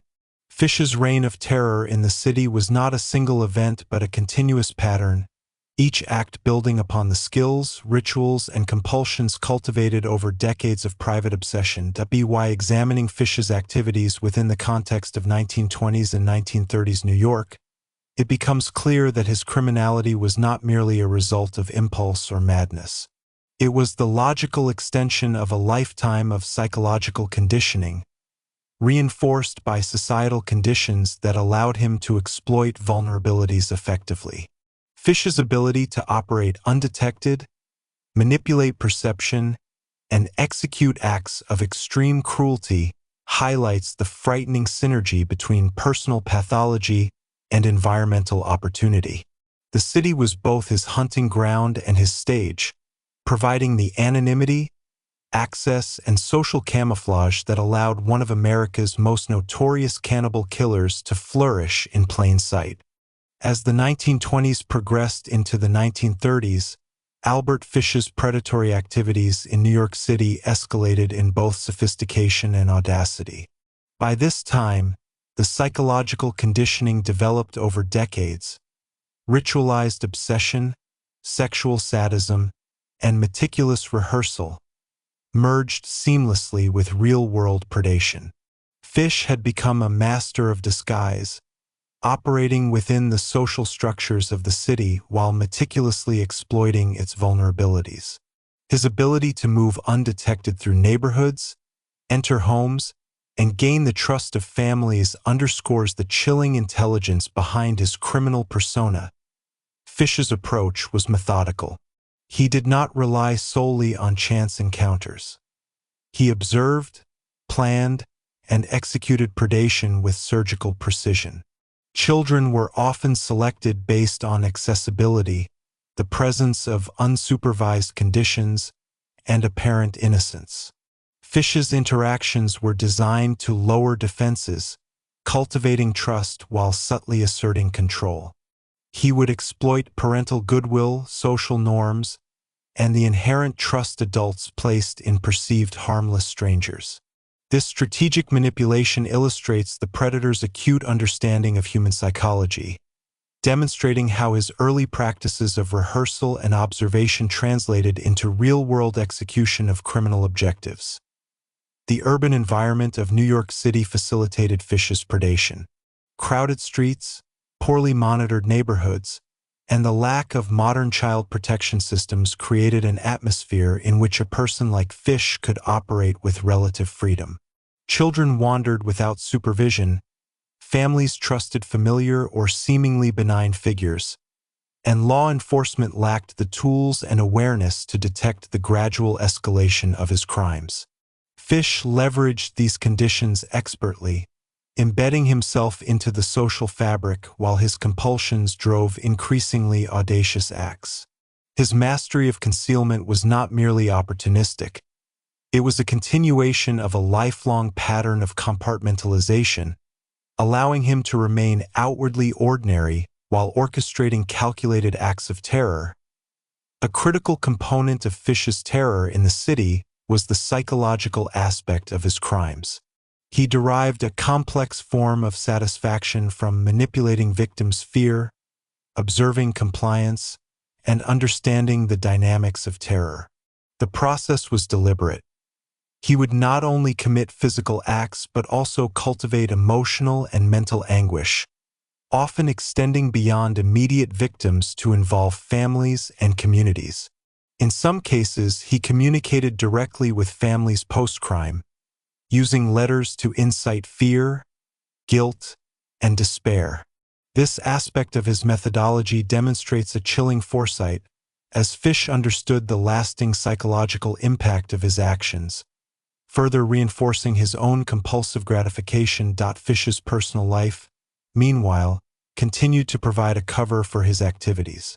He maintained employment, engaged socially, and participated in the routines of city life in a manner that reinforced his harmless image. This duality, ordinary citizen by day, predator by inclination and action, enabled him to observe patterns, select victims, and execute crimes with minimal risk of exposure. His social intelligence was as crucial as his psychological pathology, illustrating the interplay between cunning, obsession, and opportunity. Fish's criminal persona was therefore not just a product of inner compulsion. It was a sophisticated adaptation to the urban environment, leveraging societal blind spots and his own meticulous planning. The nature of Fish's attacks evolved over time. Early predation involved testing boundaries and minor assaults, often focused on observation and control rather than extreme violence. As his confidence, skill, and psychological reinforcement grew, so too did the severity of his acts. Each success reinforced his compulsions, solidifying neural and emotional pathways that connected power, control, fear, and sexual gratification. Fish's crimes were iterative and cumulative, each act building upon the last, creating a pattern of escalation that would ultimately culminate in abductions, torture, and murder. The gradual intensification of his predation is a key element in understanding the trajectory of his criminal career. Fish's reign of terror also highlights the limitations of law enforcement and societal awareness during this period. The absence of child protection agencies, limited forensic capability, and rudimentary understanding of psychological pathology allowed Fish to operate largely undetected. Reports of missing children or suspicious circumstances were often isolated, unconnected, or dismissed, creating gaps that Fish exploited with alarming efficiency. His ability to navigate these institutional blind spots, combined with his own manipulative skill, underscores the calculated nature of his predation. Fish's success in avoiding early detection reflects not only his intelligence but also the systemic vulnerabilities of the urban environment. By the early 1930s, Fish's activities had solidified into a terrifying pattern of urban predation. His compulsions, rehearsed for decades in secrecy, were now fully externalized and operationalized within the complex social and physical fabric of New York City. He had become a predator whose presence was invisible in plain sight, blending ordinary social behavior with extraordinary cruelty. The city itself became both stage and hunting ground, providing anonymity, opportunity, and psychological leverage. Fish's reign of terror is a harrowing illustration of how individual pathology, environmental opportunity, and societal blind spots can converge, producing one of the most notorious serial killers in American history. The terror wrought by Albert Fish during this era extends beyond the acts themselves. It is also a testament to the meticulous evolution of a predator. Decades of private ritual, obsessive fantasy, and social manipulation culminated in a pattern of predation that was both methodical and psychologically devastating. New York City in the 1920s and 1930s became the theater for a predator operating with precision, cunning, and cruelty, demonstrating the terrifying interplay between compulsion, intelligence, and opportunity. Fish's reign of terror left an indelible mark on the city and the national consciousness, illustrating the lethal potential of a mind shaped by obsession, ritual, and moral detachment. Chapter 7: Shadows of the Mind. Fish's psychological profile. Albert Fish's descent into some of the most horrific crimes in American history cannot be fully understood without examining the complex psychological architecture that underpinned his behavior. By the 1930s, Fish was no longer merely a man with deviant tendencies. He had become a fully realized predator whose compulsions, fantasies, and obsessions converged into a terrifyingly coherent psychological profile. Understanding Fish's mind requires exploring the interplay of childhood trauma, sexual sadism, ritualistic obsession, and moral detachment, a convergence that produced a criminal intellect both calculating and compulsively driven. From an early age, Fish exhibited a rare combination of intelligence and emotional detachment. While other children process trauma or fear through socialization or emotional expression, Fish internalized these experiences, channeling them into self-harm, ritual, and increasingly elaborate fantasies of suffering. Psychologists studying his behavior later observed that Fish's cognitive functions were fully intact. He was capable of planning, reasoning, and complex social manipulation. What distinguished him was his emotional processing. Empathy, guilt, and moral concern were either absent or severely distorted, allowing him to rationalize and act upon compulsions that would paralyze most individuals with moral restraint. This combination of intellectual acumen and moral detachment created the cognitive foundation for a predator capable of extreme cruelty. Central to Fish's psychological profile was his obsessive preoccupation with pain, both self-inflicted and vicarious.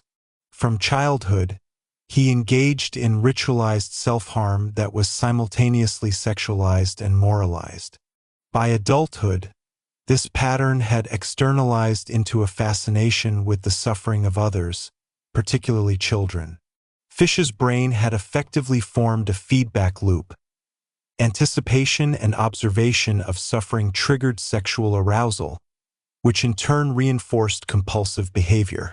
Over decades, this pattern became deeply ingrained, producing an almost automatic association between domination, cruelty, and personal gratification.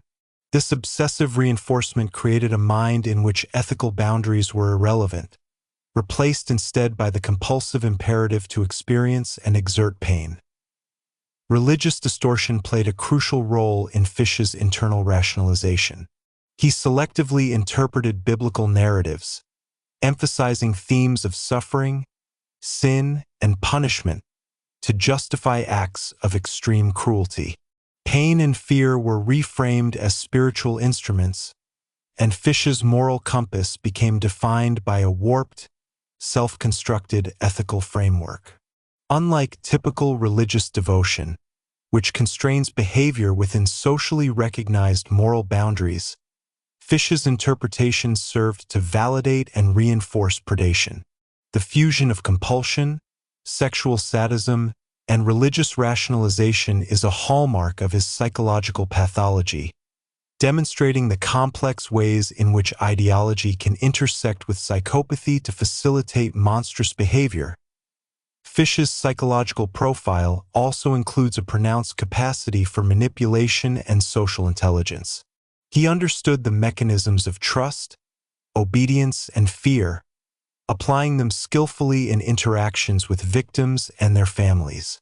Outwardly, he projected an image of normalcy and respectability, which concealed the predator beneath.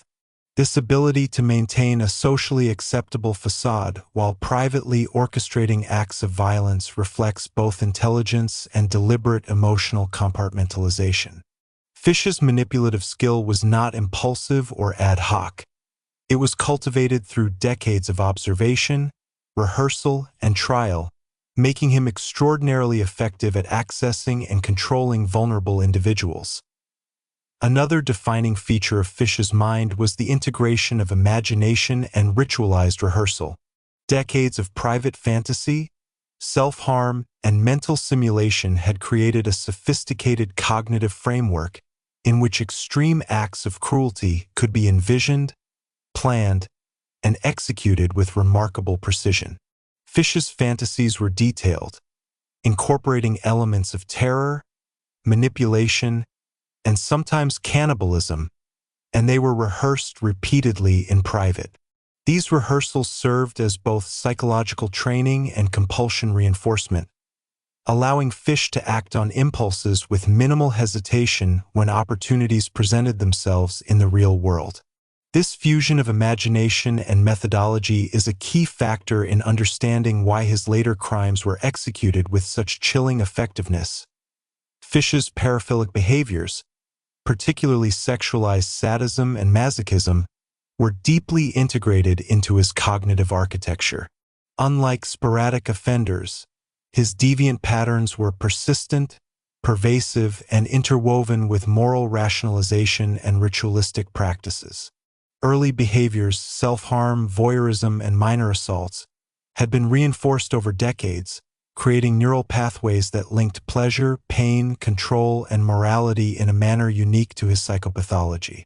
This integration made escalation nearly inevitable, as each act of externalized predation provided both gratification and reinforcement, progressively lowering psychological barriers to more extreme behaviors.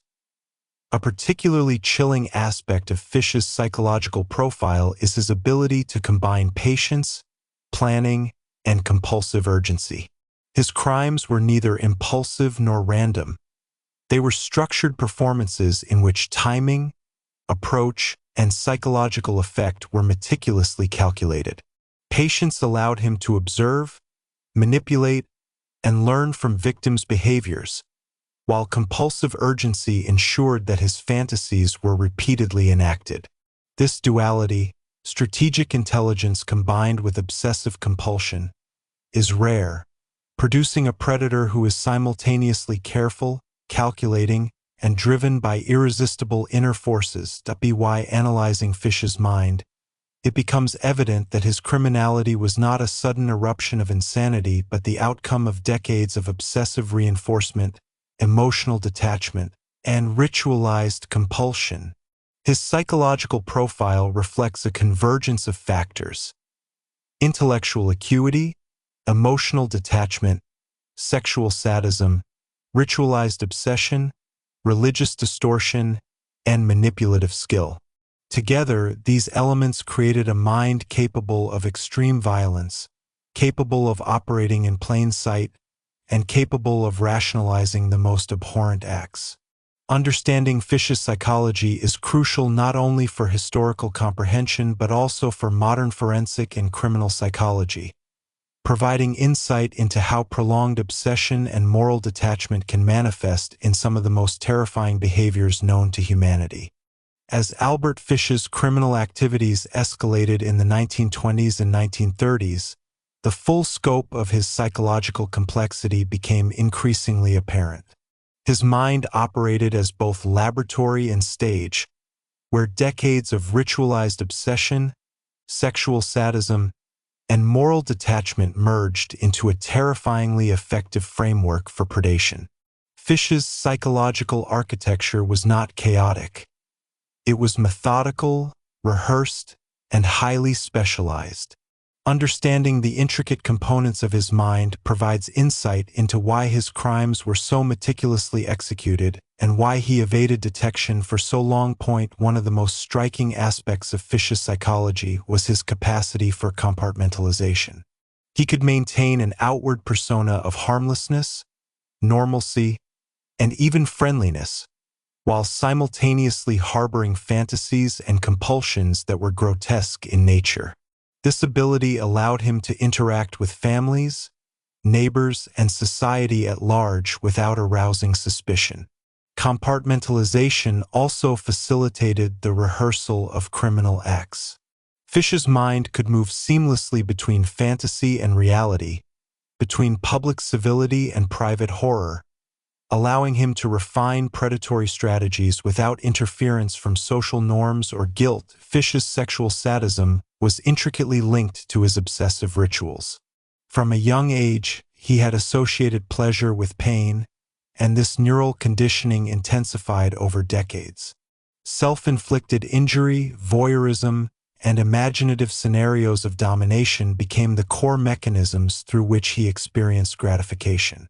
By adulthood, this linkage had expanded outward. He began to derive sexual arousal from the observation, coercion, and eventual harm of children. Each act reinforced the compulsive pathways in his brain, establishing a feedback loop in which anticipation, execution, and reflection on cruelty were all intensely rewarding. This relentless reinforcement mechanism is central to understanding why Fish's behavior escalated to acts of murder and cannibalism. Another critical feature of Fish's psychological profile was his distorted moral framework. Religious narratives and moralistic teachings, which might constrain most individuals, were twisted in his mind to justify extreme behavior. Pain, fear, and suffering were reframed as instruments of moral or spiritual significance, allowing Fish to engage in acts that would horrify society without experiencing guilt. This rationalization was more than mere self-deception. It was a functional component of his psyche, providing the ethical detachment necessary to act on compulsions while maintaining a coherent internal narrative of righteousness. Manipulation was a further hallmark of Fish's psychological sophistication. He understood human behavior with alarming acuity. How trust could be cultivated, how innocence could be exploited, and how fear could be weaponized. This awareness was not incidental. It had been developed over years of social observation, rehearsal, and minor offenses. Fish applied these insights with precision, choosing victims based on vulnerability, approaching them under socially acceptable pretenses, and orchestrating scenarios to maximize psychological impact. The combination of observation, intelligence, and ritualized compulsion made Fish exceptionally effective at both selecting and controlling victims. The interplay between imagination and action in Fish's mind was particularly chilling. Decades of private fantasy and rehearsal had created a cognitive environment in which extreme acts could be envisioned and executed with remarkable accuracy. Each imagined scenario functioned as both training and reinforcement, ensuring that when real-world opportunities presented themselves, Fish could act with confidence and efficiency. This integration of imagination and methodical action distinguishes Fish from many other offenders. He was not merely impulsive or opportunistic, but strategically prepared by years of obsessive mental conditioning. Compulsivity in Fish's psychology also manifested as an insatiable drive for enactment. The longer his fantasies remained unacted upon, the more urgent they became. This internal pressure compelled him toward experimentation, boundary testing, and eventually full-scale predation. Each successful act, whether minor or extreme, provided a temporary alleviation of this compulsive drive, but also reinforced the underlying patterns, ensuring a trajectory toward greater severity. In this way, compulsivity and strategic planning operated in tandem, producing a uniquely potent and dangerous criminal mind. Isolation, both physical and psychological, amplified the intensity of Fish's obsessions. Living a largely solitary life allowed him to cultivate fantasies, rehearse rituals, and plan predatory activities without interference or accountability. Social isolation also reduced exposure to corrective influences, permitting the unimpeded growth of deviant behavior. Fish's mind thrived in this environment, with obsession and intelligence converging to produce a predator who was both patient and relentless, capable of extraordinary foresight and meticulous execution. Fish's psychological profile demonstrates that his criminality was not the result of random impulse or momentary insanity, but the culmination of decades-long psychological conditioning. The integration of sexual sadism, ritualized obsession, moral rationalization, manipulative skill, compulsive reinforcement, and social camouflage created a mind uniquely adapted for predation. Understanding these dimensions provides insight into both his ability to evade detection and the extreme severity of his crimes. By the early 1930s, Fish had become an individual whose psychological machinery was finely tuned for acts of horror. His mind was a nexus of ritual, obsession, moral distortion, and strategic intelligence, producing a predator capable of operating in plain sight while executing crimes of unimaginable cruelty. The study of Fish's psychology remains essential not only for historical comprehension but also for modern criminal profiling, offering a stark illustration of how compulsion, intelligence, and moral detachment can converge to create one of the most notorious killers in American history. Chapter 8: The First Abductions. The horrors begin. By the early 1930s, Albert Fish had reached the point where his compulsions, obsessions, and rehearsed fantasies could no longer remain confined to the shadows of his imagination. The meticulous preparation of decades, the self-inflicted pain, ritualized fantasy, and psychological manipulation culminated in real-world action. Fish's first abductions were not impulsive or chaotic. They were carefully planned and executed, reflecting both his obsessive methodology and predatory intelligence. These early kidnappings would mark the beginning of a reign of terror that shook New York families and left a lasting imprint on the national consciousness. Fish's selection of victims during this period was both strategic and chilling. He targeted children who were accessible and whose social circumstances rendered them vulnerable. Orphans, unattended children, and those from families who trusted strangers presented ideal opportunities. Fish's outward appearance, an elderly, frail, and seemingly harmless man, served as the perfect disguise. Parents and neighbors were often deceived by his gentle demeanor, oblivious to the lurking danger. The juxtaposition of Fish's outward benignity and his inner monstrosity exemplified the terrifying duality that allowed him to operate undetected within communities. The psychological preparation for these abductions was meticulous. Fish had spent decades rehearsing scenarios of domination, humiliation, and terror. Each potential abduction was mentally simulated, incorporating methods to control the child, reduce resistance, and maximize compliance. He had learned from previous interactions, minor assaults, and psychological experimentation, refining both his approach and his expectations of victim behavior. Fish's obsessive attention to detail extended to timing, location, and environmental manipulation, ensuring that each act could be carried out with minimal risk of interruption or detection. Fish's rituals and compulsions were fully integrated into these crimes. The pleasure he derived from inflicting fear and pain was inseparable from his sexual obsession.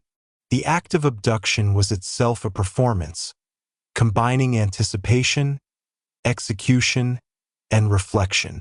Fish's internal feedback loop, where psychological gratification reinforced compulsive behavior, was active at every stage. Each successful abduction validated his methods, increased his confidence, and reinforced the neurological pathways linking compulsion, control, and sexual arousal. The first abductions were therefore not isolated events. They were the functional culmination of decades of private obsession. The early abductions also demonstrated Fish's psychological understanding of terror and manipulation. He did not simply restrain or overpower his victims.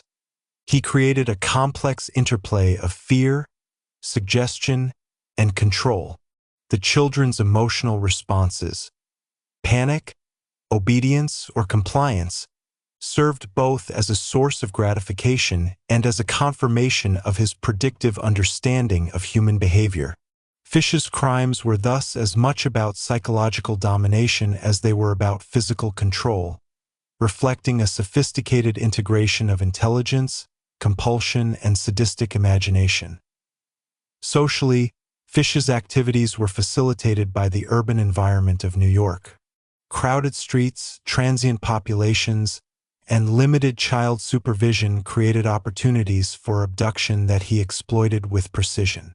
The anonymity of city life allowed him to approach families and children without arousing suspicion, while his outward respectability minimized the risk of confrontation. Fish's ability to operate within ordinary societal structures while simultaneously engaging in extraordinary cruelty highlights both his cunning and the vulnerabilities of the social landscape at the time point. One of the most horrifying aspects of these early abductions was Fish's preparation for control and concealment. He carried implements designed to restrain, intimidate, or injure, integrating them into rituals that mirrored his earlier self-inflicted practices. These tools were not arbitrary. Each had a psychological and practical purpose, reinforcing both his compulsive pleasure and his operational efficacy.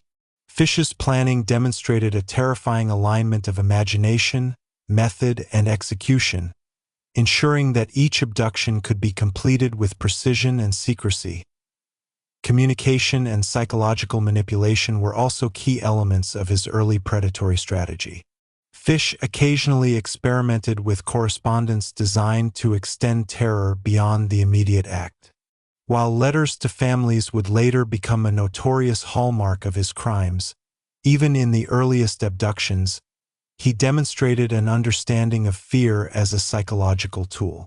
The ability to manipulate not only the immediate victim but also the broader social environment illustrates the depth of Fish's predatory sophistication. By examining these first abductions, it becomes clear that Fish had evolved from a man with compulsive fantasies into a fully operational predator. His crimes were the direct expression of decades of obsession, reinforced by ritual, intelligence, and social cunning.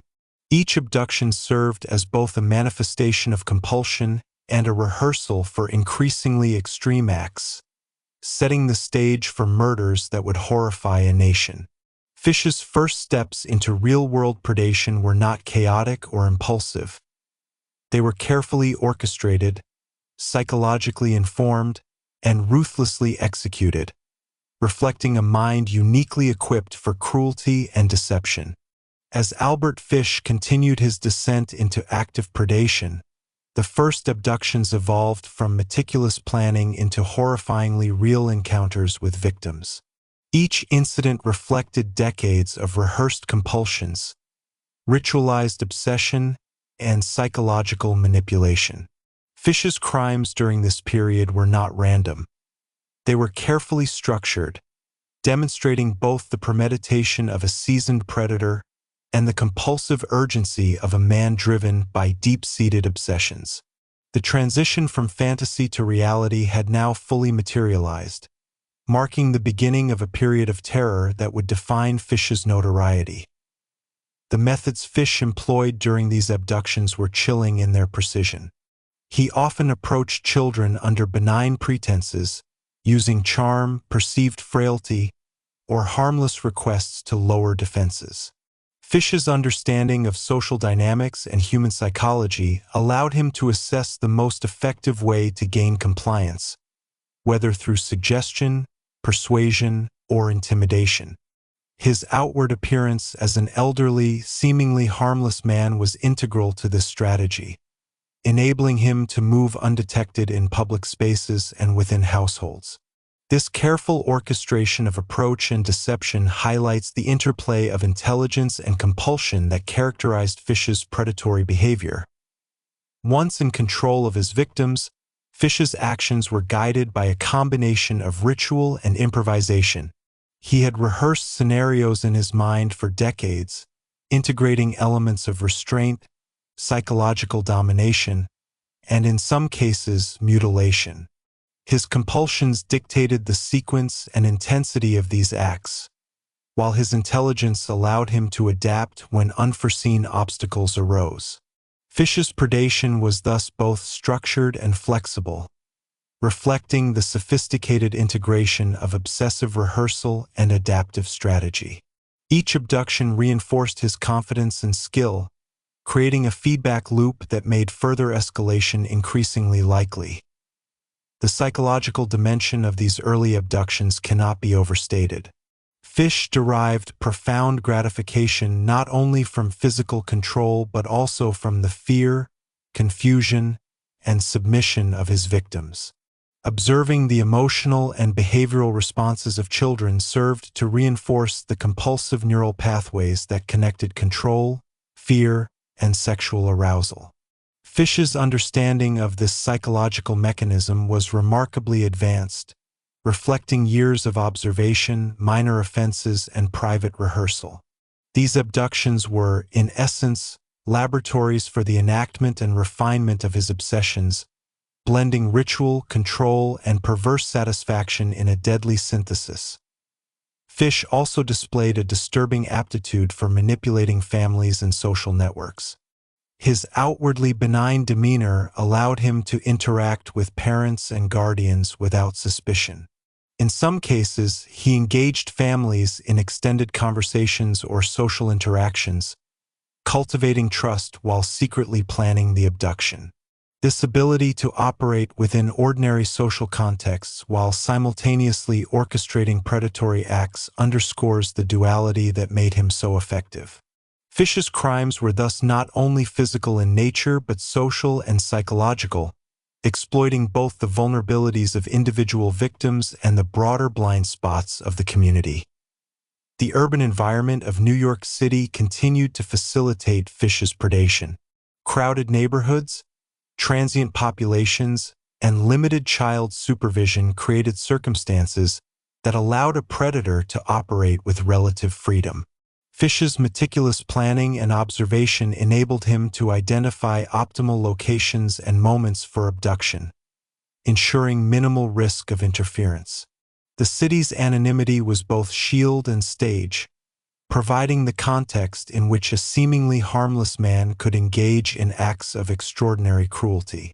Fish's crimes reveal the intersection of personal pathology and environmental opportunity, demonstrating how societal structures can inadvertently amplify the danger posed by a skilled predator. Fish's use of implements, restraints, and tools during abductions reflected his ritualistic approach. Each object had both a practical and symbolic function, reinforcing his obsessive frameworks while ensuring control over the victim.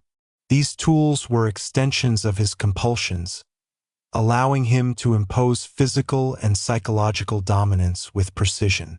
The incorporation of ritual into each act transformed the abduction from a mere crime into a performance imbued with personal meaning, reflecting decades of rehearsed obsession now enacted in reality.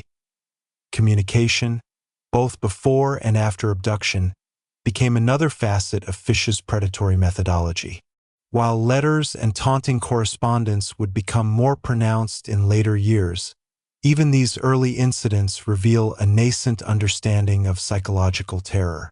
Fish recognized the power of suggestion, anticipation, and secrecy, manipulating victims and their families to intensify fear and control. His ability to extend predation beyond immediate physical actions illustrates the depth of his psychological insight and the sophisticated integration of ritual, manipulation, and gratification. The first abductions marked a terrifying turning point in Albert Fish's criminal trajectory. They represented the culmination of decades of obsession, rehearsal, and psychological preparation, translating private fantasy into public horror. Each act was meticulously planned, executed with precision, and reinforced by the compulsive pleasure derived from domination and fear. Fish had evolved into a predator whose intelligence, ritualistic obsession, and moral detachment converged to produce crimes of unparalleled cruelty. These early abductions were not anomalies. They were the opening chapter in a pattern of predation that would escalate into murder and cannibalism, leaving an indelible mark on the history of American crime. Chapter 9: The Horrific Escalation. Fish's first murders. By the mid-1930s, Albert Fish's compulsions and rehearsed fantasies had evolved into actions of irreversible horror. The first abductions had served as both practice and psychological reinforcement, solidifying patterns of predatory behavior that now escalated to murder. Unlike his earlier offenses, these acts were final, marked by extreme cruelty, meticulous planning, and psychological domination. Fish's transition from abduction to murder illustrates the culmination of decades of obsessive reinforcement, ritualized obsession, and moral detachment, a convergence that would make him one of America's most notorious cannibal killers. Fish's choice of victims during this period reflected the same strategic patterns established during earlier abductions. Children were selected based on accessibility, vulnerability, and the perceived ease of manipulation. Families were carefully observed, with routines, habits, and social vulnerabilities assessed in advance. Fish's intelligence and social acumen allowed him to blend seamlessly into urban life, concealing his intentions while exploiting every opportunity for predation. The duality of Fish's existence, ordinary citizen by day, predator by compulsion, was central to the execution of his first murders. Preparation for murder was deeply ritualistic. Fish had long associated suffering, domination, and control with sexual gratification and personal obsession. Each act of violence was preceded by meticulous mental rehearsal, often incorporating elements of prior fantasies and earlier abductions. These rehearsals allowed him to anticipate victim behavior, minimize resistance, and maximize his psychological and physical control. Far from impulsive, his murders were calculated performances in which every detail, from approach to execution, reinforced the compulsive and ritualistic nature of his crimes. Fish's psychological compulsion played a central role in the escalation. The neural reinforcement patterns established over decades linked anticipation, control, fear, and gratification. Each successful act of predation strengthened these pathways, making escalation not only inevitable but neurologically and emotionally compelling. Fish's first murders were therefore the product of both psychological conditioning and strategic intelligence, illustrating a terrifyingly coherent fusion of compulsive desire and methodical action. The methods Fish employed in his initial murders were horrifying in their detail and precision. Victims were abducted under socially acceptable pretenses, often approached as a benign elder offering guidance or assistance. Once in control, Fish imposed physical and psychological terror, combining restraint, intimidation, and extreme cruelty. The acts were often prolonged, reflecting his obsession with both domination and ritual. Fish's murders were not merely physical. They were performances of terror, meticulously executed to maximize psychological impact and personal gratification. Fish's integration of ritual and fantasy into real-world murder underscores the unique sophistication of his predatory mind. Decades of private obsession, self-harm, and rehearsal had trained him to predict and manipulate behavior, to craft scenarios that fulfilled his compulsions while minimizing risk of discovery. Each murder was an enactment of his internal fantasies, externalized in the form of abduction, suffering, and death. The psychological reward derived from control, fear, and domination was amplified by the permanence of murder, reinforcing his compulsive patterns and ensuring continued escalation. The early murders also revealed Fish's understanding of social manipulation. He exploited societal blind spots, parental trust, and the limited capacity of law enforcement. The anonymity of the city, coupled with his outwardly benign demeanor, allowed him to move unnoticed, selecting and controlling victims with frightening efficiency. Fish's crimes demonstrate not only personal pathology but also the interaction between individual predatory intelligence and environmental opportunity, a deadly combination that facilitated his reign of terror. Psychological terror was a defining feature of Fish's first murders.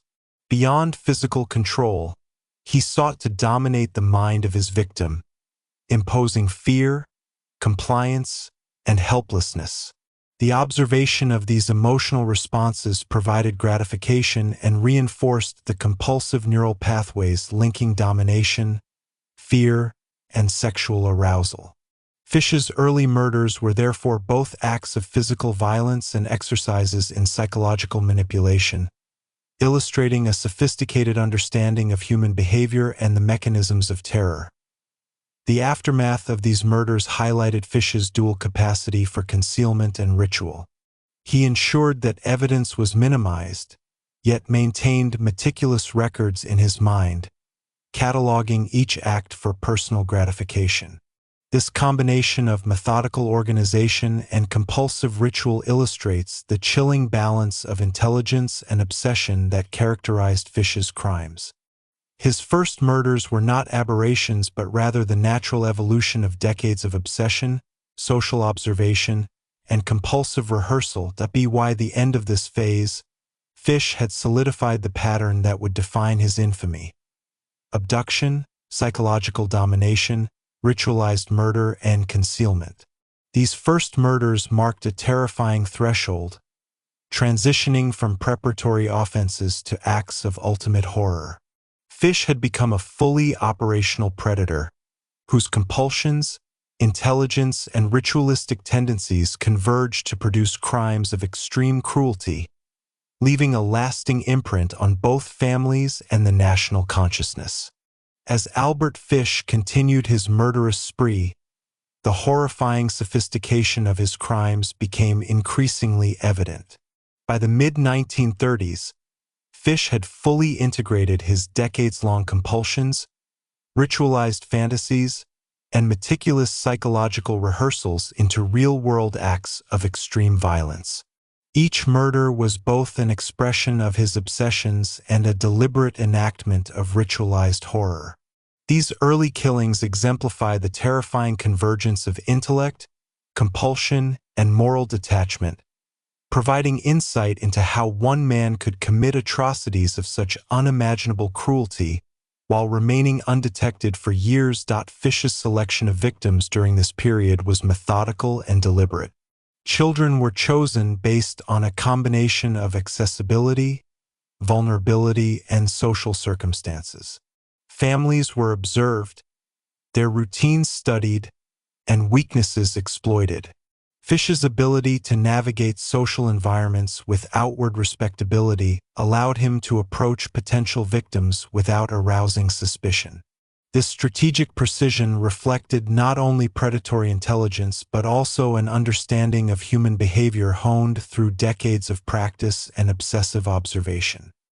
His outwardly harmless persona masked a calculating mind capable of predicting and manipulating the responses of both children and adults.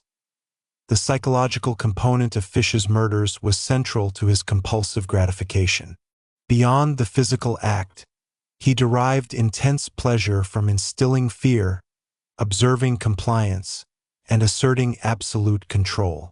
This interplay of psychological domination and physical violence reinforced the compulsive neural pathways established through decades of self-harm, voyeurism, and fantasy. The murders were not merely acts of impulse. They were carefully orchestrated performances, each step designed to maximize terror, control, and personal gratification. Fish's obsession with psychological terror highlights his sophisticated understanding of human vulnerability and the mechanics of fear. Fish's approach to concealment during these early murders demonstrates his strategic forethought. He meticulously planned both the abduction and the aftermath, ensuring minimal risk of detection. Locations were chosen for privacy and control, and tools and methods were selected to maintain authority over victims while reducing exposure. Fish's capacity for careful planning, combined with his ability to compartmentalize, allowed him to carry out heinous acts while maintaining an appearance of normalcy within his community. The meticulous balance of risk, control, and compulsion underscores the calculated nature of his crimes. Ritual played a critical role in Fish's early murders. Decades of obsessive fantasy and self-inflicted ritual had conditioned him to incorporate elements of ritualized behavior into real-world predation. Restraint, psychological torment, and sequences of physical domination mirrored the patterns he had long rehearsed in isolation. These rituals were deeply intertwined with sexual and compulsive gratification, transforming each murder into a complex enactment of obsession. Fish's crimes were not chaotic. They were performances in which preparation, action, and reinforcement were intricately aligned to satisfy both compulsive and ritualistic needs. The use of manipulation extended beyond the immediate victim to the families and broader social environment. Fish understood the power of anticipation, secrecy, and suggestion in amplifying fear and compliance. Letters, subtle threats, or behavioral cues created a secondary layer of psychological control, extending the impact of his crimes beyond the physical act. This ability to manipulate perception and instill terror even in absent observers demonstrates the frightening depth of Fish's predatory intelligence. His crimes were not only physical, they were psychological and social, exploiting human vulnerability on multiple levels. Urban anonymity continued to facilitate Fish's predation. Crowded neighborhoods, transient populations, and minimal oversight allowed him to operate undetected. Fish's ability to integrate seamlessly into these environments while committing acts of extreme violence highlights the synergy between his personal pathology and environmental opportunity. He leveraged societal blind spots with precision, demonstrating how individual pathology and contextual vulnerability can intersect to devastating effect. Fish's early murders illustrate this dangerous interplay, providing insight into why he remained at large despite the escalating severity of his crimes. The first murders also marked the consolidation of Fish's compulsive patterns. Each act of violence, psychological domination, and concealment reinforced neural pathways that linked control, fear, and sexual gratification. Escalation became not only inevitable but neurologically compelling. Fish's compulsions had matured into a cycle in which each crime intensified the desire for further, more extreme enactments. These early murders laid the foundation for the subsequent horrors that would come to define his infamy, including abductions culminating in ritualized murder and cannibalism. By this stage, Fish had become a fully operational predator, combining intelligence, ritualistic obsession, and moral detachment into a uniquely dangerous psychological framework. His early murders exemplify the terrifying fusion of methodical planning, compulsive reinforcement, and social manipulation. They reveal a man whose mind had been meticulously conditioned over decades to translate fantasy into horrific reality, demonstrating how the convergence of obsession, intellect, and opportunity can produce crimes of extreme cruelty. Albert Fish's first murders were the harbinger of a reign of terror that would leave families devastated and communities in fear. They represent the evolution of decades of private obsession into public horror, a chilling testament to how compulsive pathology, reinforced by ritual, moral distortion, and strategic intelligence, can manifest in acts of unprecedented cruelty.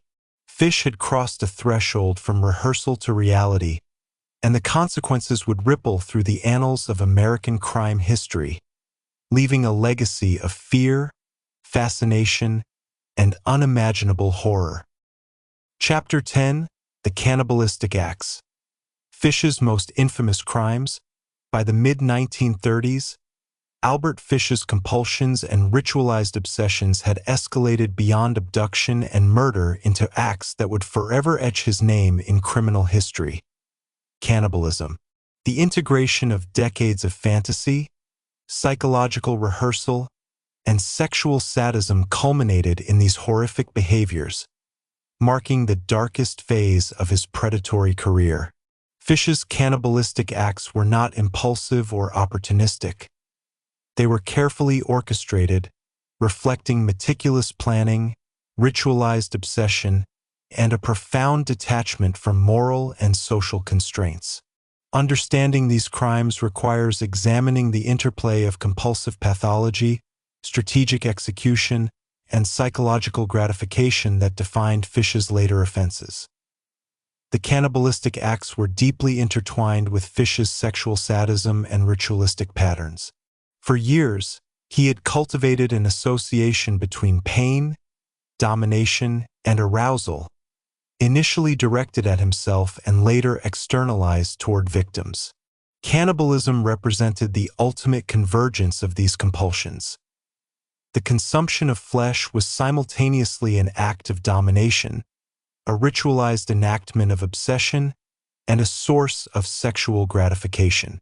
Each act was carefully planned, often incorporating psychological torment, physical restraint, and prolonged control over the victim. This integration demonstrates Fish's unique synthesis of ritual, compulsion, and predatory intelligence. Fish's preparation for cannibalistic acts was meticulous. He would select victims based on accessibility, vulnerability, and the feasibility of carrying out extended predatory acts without interruption. Families were observed, routines noted, and social blind spots exploited. Fish's outwardly benign appearance, a frail, elderly man, allowed him to approach victims under socially acceptable pretenses, lowering defenses and masking the imminent danger. The combination of social camouflage and meticulous planning underscores the terrifying intelligence underlying his cannibalistic crimes. Psychologically, cannibalism served multiple functions for Fish. Beyond the obvious physical consumption, the act symbolized ultimate domination, control, and internalization of the victim.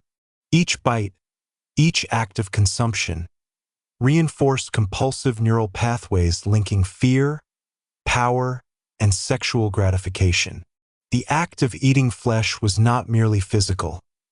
It was a ritualized performance of obsession, a tangible manifestation of internal fantasies made real. This unique psychological framework differentiates Fish from many other killers, illustrating a convergence of sexual, compulsive, and ritualistic drives that reached its peak in cannibalism. The first cannibalistic acts were preceded by careful rehearsal, reflecting Fish's decades-long practice of ritualized fantasy. He had spent years imagining, planning, and mentally enacting scenarios of domination, torture, and consumption. These rehearsals served multiple purposes. They desensitized him to extreme violence, refined his methodology, and created neural and emotional reinforcement that made real-world execution both feasible and compelling.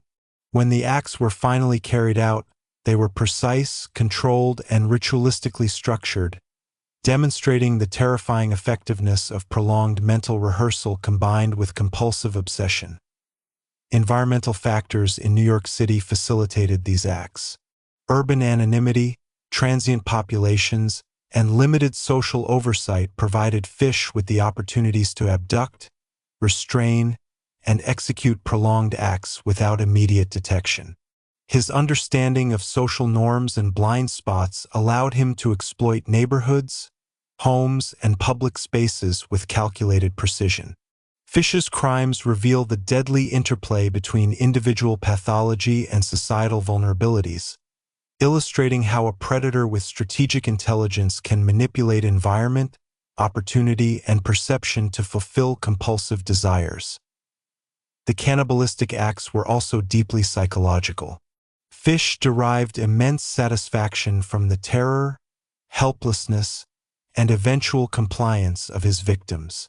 The observation of fear and suffering reinforced his compulsive patterns, linking domination, ritual, and gratification in a continuous cycle. These acts were not random expressions of mania. They were carefully structured performances, integrating decades of psychological rehearsal with the immediate gratification of obsession. The horror of cannibalism was thus amplified by its ritualistic and psychological dimensions, reflecting the depth of Fish's pathology. Communication and manipulation extended the terror beyond the immediate victims. In some cases, Fish engaged in correspondence designed to inflict psychological distress on families, prolonging suffering and asserting control. This practice, which would become infamous in later crimes, demonstrates his sophisticated understanding of fear, suggestion, and anticipation. Cannibalism was not simply a physical act. It was part of a larger framework of predation that encompassed control, psychological terror, and ritualized fulfillment of compulsions. By examining these cannibalistic crimes, it becomes evident that Fish had achieved the full realization of his obsessive, compulsive, and ritualistic mind. His acts were the culmination of decades of fantasy, rehearsal, and moral detachment, executed with intelligence, patience, and precision. Cannibalism represented the ultimate externalization of his compulsions, a horrifying manifestation of domination, obsession, and ritualized cruelty that would secure his place as one of America's most infamous serial killers. Albert Fish's cannibalistic acts, fully realized by the mid-1930s, represent the apex of his predatory and compulsive behavior. Unlike his early abductions or first murders, these crimes combined physical violence, psychological terror, ritualistic obsession, and sexual sadism into a single horrifying performance. Each act of cannibalism was meticulously planned and executed, reflecting decades of obsessive rehearsal and moral detachment. To understand the magnitude of Fish's crimes is to confront the chilling intersection of intelligence, compulsion, and an unparalleled capacity for cruelty. Fish's selection of victims for cannibalistic acts continued to be strategic and deliberate. Vulnerability was paramount. He sought children who could be approached without suspicion, whose families had blind spots in supervision or social awareness. Fish's outwardly frail appearance enabled him to lower defenses, while his decades of social observation ensured that he chose the optimal moment and location for abduction. The precision of his selection process highlights both his calculated intelligence and his understanding of human psychology, underscoring the terrifyingly effective combination of social camouflage and predatory skill. Preparation for cannibalistic acts extended far beyond physical logistics. Fish meticulously rehearsed each scenario in his mind, integrating elements of terror, restraint, and ritualistic domination. These mental rehearsals were refined over decades of fantasy, self-harm, and minor offenses, creating an intricate cognitive framework for carrying out acts of extreme cruelty. By the time he acted, Fish's compulsions were so deeply reinforced that the boundary between imagination and reality had blurred, allowing him to execute acts of unprecedented horror with a chilling sense of purpose and control. The ritualized nature of Fish's cannibalism was central to both his gratification and the effectiveness of his predation. Each action, from initial abduction to the ultimate act of consumption, was part of a preordained sequence that fused psychological manipulation, physical dominance, and obsessive reinforcement. Fish had, over decades, trained himself to derive maximum pleasure from fear, compliance, and physical control. Cannibalism, in this context, was the ultimate enactment of his ritual, an act that simultaneously satisfied his sexual sadism, compulsive urges, and psychological fixation on domination and control. Psychologically, Fish's acts of cannibalism served multiple purposes. Beyond physical consumption, each act symbolized the internalization of control over the victim, a complete dominance that transcended mere murder. The neural and emotional feedback derived from observing fear, inflicting pain, and completing the act of consumption reinforced his compulsive pathways. Each successful act increased both his confidence and the intensity of his desires, ensuring a progressive trajectory toward increasingly extreme behavior. This relentless escalation highlights the neurological and psychological mechanisms underlying Fish's pathology, illustrating why he evolved from abductor to murderer to cannibal. The environment of New York City during this era continued to facilitate Fish's predatory activities. Crowded neighborhoods, transient populations, and limited oversight provided the anonymity necessary to carry out prolonged and complex acts without immediate detection. Fish's ability to exploit these conditions, combined with his social intelligence and outwardly benign persona, enabled him to operate with remarkable efficiency. The interplay between individual pathology and societal vulnerability created a context in which a man with extraordinary compulsion and intelligence could commit atrocities almost undetected. Communication with families, while a later hallmark, was foreshadowed in the cannibalistic acts. Fish understood that psychological terror extended beyond the physical presence of the victim. By manipulating fear, secrecy, and anticipation, he could amplify the horror, asserting control over not only the immediate victim but also the broader social context. This dual-layer approach, physical and psychological predation, demonstrates a terrifying sophistication in Fish's methodology.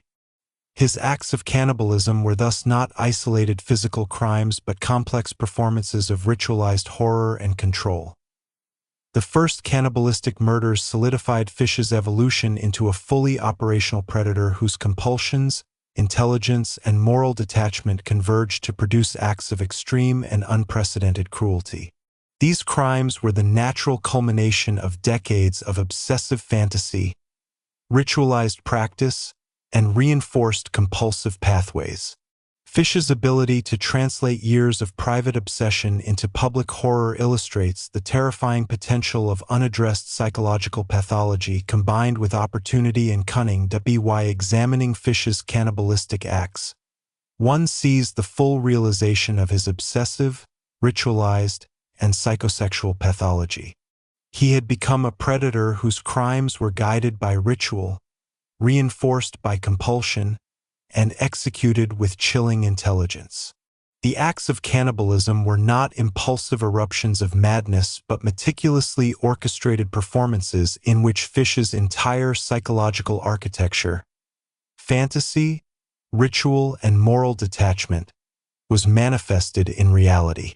These infamous crimes would forever cement his place in criminal history as one of America's most notorious and terrifying killers. Chapter 11: The investigation begins. Fish's capture and confession. By the late 1930s, the horrifying trail of abductions, murders, and cannibalistic acts committed by Albert Fish had begun to attract law enforcement attention, though detection had been delayed for years due to his careful planning, ritualistic behavior, and outwardly benign persona. Fish's capture would ultimately result from a combination of investigative persistence, chance, and the gradual unspooling of the very compulsions that had sustained his crimes. The process of bringing one of America's most notorious killers to justice highlights both the limitations of early 20th century investigative techniques and the extraordinary cunning of a predator who had eluded capture for decades. The investigation that ultimately led to Fish's arrest began with the abduction and murder of Grace Budd, one of his most infamous victims. Grace was a young girl from Manhattan whose disappearance in 1928 had initially been treated as a missing persons case with little hope of resolution. Unlike earlier victims, the circumstances of Grace's disappearance and the later discovery of incriminating correspondence brought Fish to the attention of authorities. Investigators, both from the police and private detectives, began piecing together the fragmented evidence, looking for patterns that could link her disappearance to other unsolved cases. What made the investigation particularly challenging was Fish's ability to conceal both his physical presence and his intentions. His outwardly frail and elderly appearance, combined with his reputation as a quiet, harmless man, allowed him to move through neighborhoods without suspicion. Families, unaware of the hidden depths of his pathology, were unsuspecting of the man who could commit such acts. Fish's crimes spanned years, often leaving no immediate physical evidence or witnesses to identify him. This combination of social camouflage and methodical planning had allowed him to evade law enforcement for decades, turning the investigation into a painstakingly slow process. A critical breakthrough came in the form of a letter sent by Fish himself, describing the abduction and murder of Grace Budd in horrifying detail. The letter, intended for the girl's family, was discovered and brought to the attention of the authorities. While the correspondence was chilling, it also provided investigators with tangible evidence linking Fish to the crime. The psychological signature contained within the letter, the meticulous attention to detail, the ritualistic elements, and the compulsive gratification, provided insight into Fish's mental state and helped authorities understand the pattern of his offenses. This correspondence was a turning point, demonstrating how Fish's compulsions, which had fueled his crimes, ultimately contributed to his capture. Investigators, armed with the letter and their knowledge of Fish's social habits, began constructing a profile of the perpetrator. Though formal profiling as we understand it today was not fully developed, detectives applied a combination of intuition, observation, and emerging psychological understanding to anticipate Fish's movements and identify potential leads. The investigation required cross-referencing missing persons reports, interviewing witnesses, and examining social networks, all under the pressure of public alarm and media attention. The process was painstaking, reflecting both the complexity of Fish's criminal patterns and the limitations of investigative technology at the time. Fish's arrest was precipitated by a combination of tip-offs and careful police work.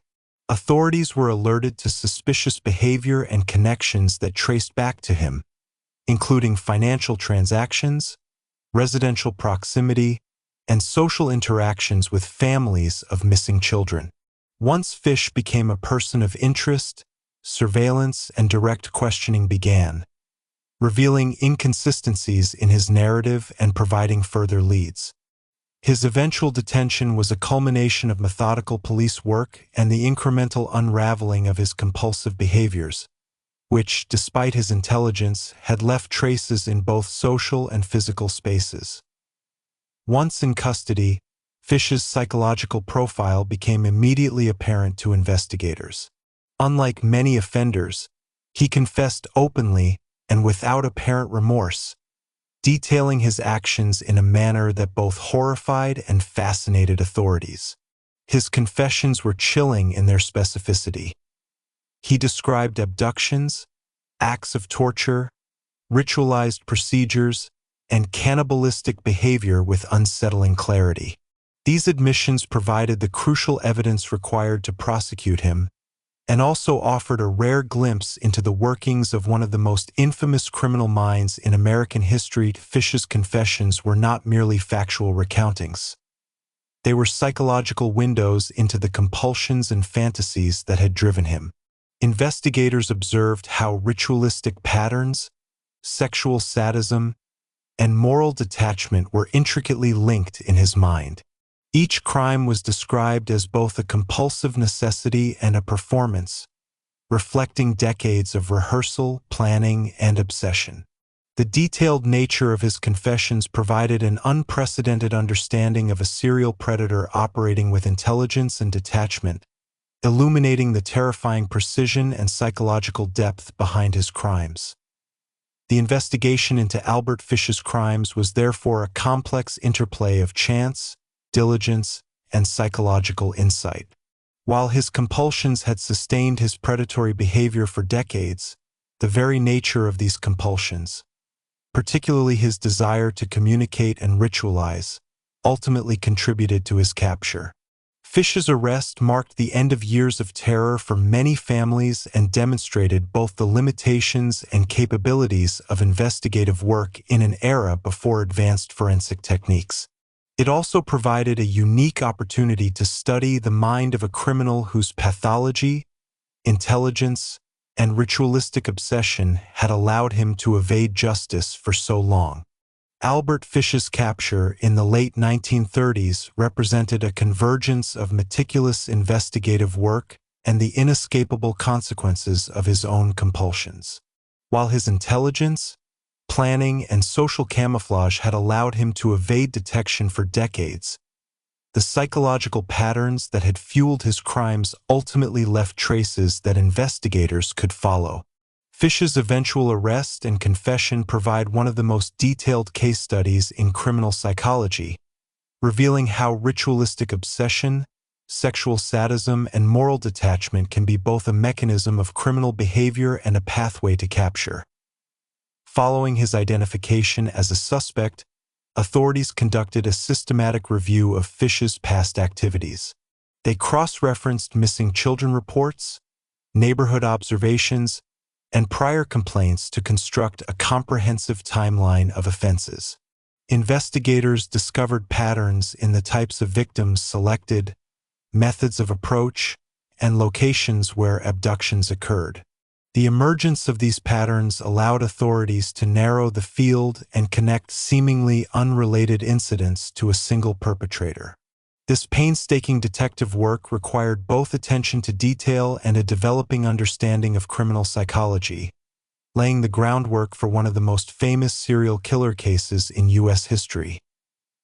Once apprehended, Fish's behavior in custody was a mixture of calm detachment and compulsive exhibitionism. Unlike many criminals who attempt deception or concealment, Fish confessed in extensive detail, describing the abduction, torture, and murder of numerous children. His confessions were chillingly precise, often including information that only the perpetrator could have known, confirming his direct involvement in the crimes. Investigators quickly recognized that Fish's ritualistic tendencies had contributed to his capture. The compulsive need to document, recount, and relive his crimes ultimately created evidence that could not be ignored. The psychological insights gleaned from Fish's confessions were extraordinary. He explained his motivations not merely in terms of sexual compulsion, but also as a combination of ritualized obsession and distorted moral reasoning. Pain, fear, and domination were central to his gratification, intertwined with self-inflicted rituals and decades of reinforced fantasy. Investigators and psychologists observing Fish noted the clarity with which he described his own compulsions, revealing a mind that was simultaneously intelligent, calculating, and utterly unmoored from conventional moral constraints. These observations would later become foundational in understanding the psychological architecture of extreme serial predation. Fish's correspondence with victims' families, particularly in the case of Gracebud, became a crucial component of both the investigation and his psychological profile. The letters, detailing horrific acts with calculated precision, reflected a compulsion to communicate, to externalize the ritualized components of his crimes. This behavior highlighted a duality in Fish's pathology. While he could conceal his actions from society at large, he simultaneously sought acknowledgement and narrative control, a psychological need that would ultimately provide investigators with the evidence necessary for prosecution. The investigation revealed the interplay of opportunity and pathology in Fish's crimes. He had exploited both social and environmental vulnerabilities, urban anonymity, inadequate child supervision, and the trust of unsuspecting families. Yet the very compulsions that allowed him to enact these crimes also produced behavioral traces and psychological fingerprints. Each abduction, murder, and act of cannibalism had been rehearsed, recorded in Fish's mind, and in some cases, communicated to others, creating an internal and external trail. Investigators were able to piece together these patterns, illustrating how compulsive ritual and strategic intelligence coexisted in a highly dangerous individual. Once in custody, Fish's demeanor alternated between calm rationality and moments of compulsive excitement as he recounted his actions. Psychologists and law enforcement observed his ability to detach emotionally from the suffering he inflicted while simultaneously deriving intense gratification from the narrative of his crimes. This combination of detachment and compulsive obsession revealed a rare and dangerous form of psychopathy, distinguished by both cognitive acuity and ritualized compulsive reinforcement.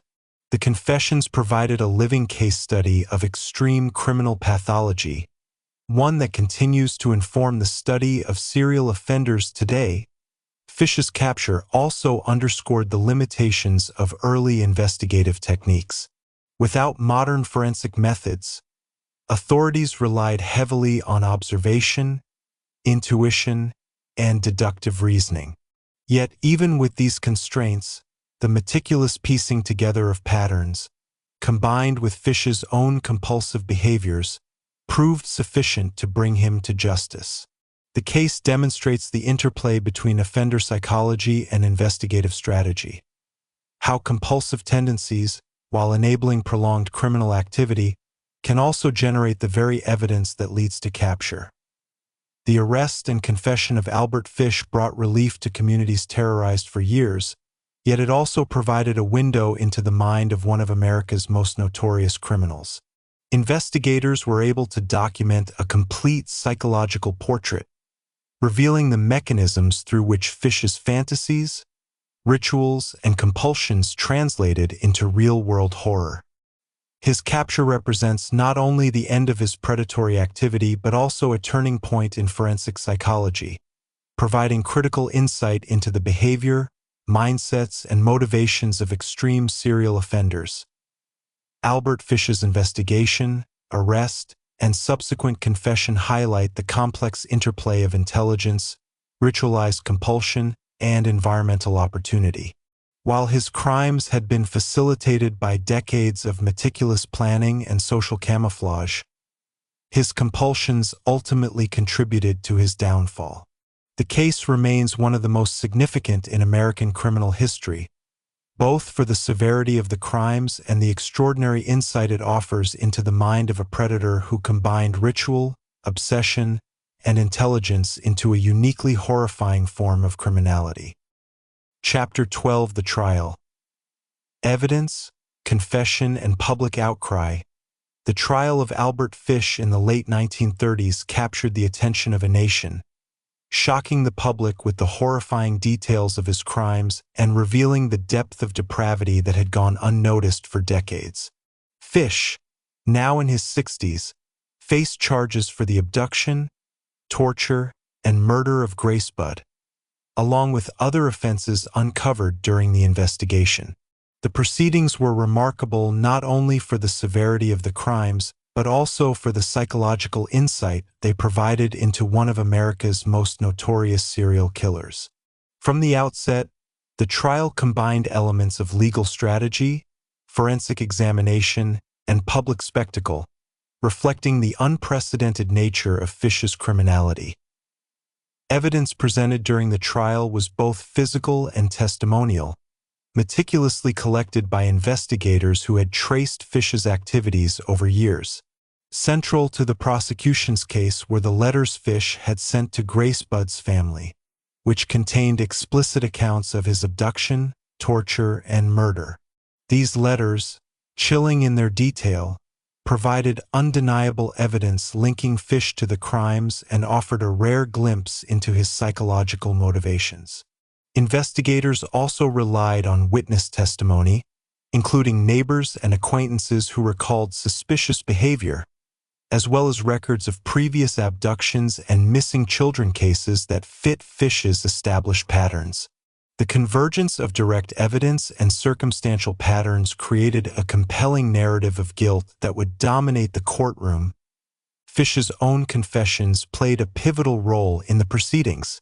Unlike many defendants who deny or minimize their actions, Fish provided explicit, detailed accounts of his crimes, describing the methods of abduction, the psychological terror inflicted upon victims, and the ritualized nature of his offenses. These confessions were both horrifying and illuminating, revealing the intricate interplay between fantasy, compulsion, and execution that characterized his criminal behavior. Forensic experts and psychologists analyzing his testimony were able to document the neurological and psychological mechanisms behind his crimes, noting the compulsive reinforcement of sadistic fantasies and the integration of ritualized behavior into real-world predation. The prosecution also focused on establishing Fish's competence and mental state. While his crimes were undeniably monstrous, questions arose regarding his capacity for understanding right and wrong, a central factor in determining criminal responsibility. Expert witnesses described Fish as fully aware of his actions and their consequences, despite the presence of deeply ingrained compulsions and sexual pathology. This testimony underscored the distinction between mental illness and calculated criminality. Fish's acts were not the result of momentary insanity, but the product of a lifelong integration of ritual, obsession, and moral detachment. Public reaction to the trial was immediate and intense. Newspapers across the country reported in vivid detail on Fish's confessions, the letters to the Budd family, and the horrifying nature of his crimes. Communities were riveted by the juxtaposition of his outwardly frail, elderly appearance with the unimaginable cruelty he had inflicted. The case provoked a mixture of fear, fascination, and moral outrage, highlighting both the public's horror at the acts themselves and the broader societal concern over the capacity for such evil to exist undetected within ordinary neighborhoods. The trial became a national event, symbolizing the struggle to comprehend extreme criminal pathology and the justice system's role in addressing it. During the trial, the defense explored Fish's mental state, emphasizing his compulsive urges, sexual pathology, and ritualistic tendencies. Psychologists testified that Fish exhibited a rare combination of paraphilic disorders, obsessive-compulsive patterns, and moral distortion, which had guided his behavior for decades. However, the prosecution countered that these disorders, while extreme, did not negate his awareness or premeditation. Fish's deliberate planning, social manipulation, and the methodical nature of his crimes demonstrated clear cognitive functioning and understanding of right and wrong, reinforcing the case for full criminal responsibility. The courtroom itself became a site where psychology, law, and moral outrage intersected. Fish, calm and articulate in recounting his actions, challenged the public's perception of what constitutes a monster.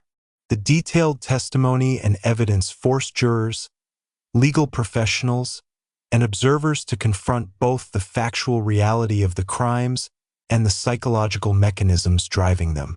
The trial underscored the importance of expert testimony in criminal cases involving extreme offenders, demonstrating how modern forensic psychology could illuminate the inner workings of minds that defy conventional morality.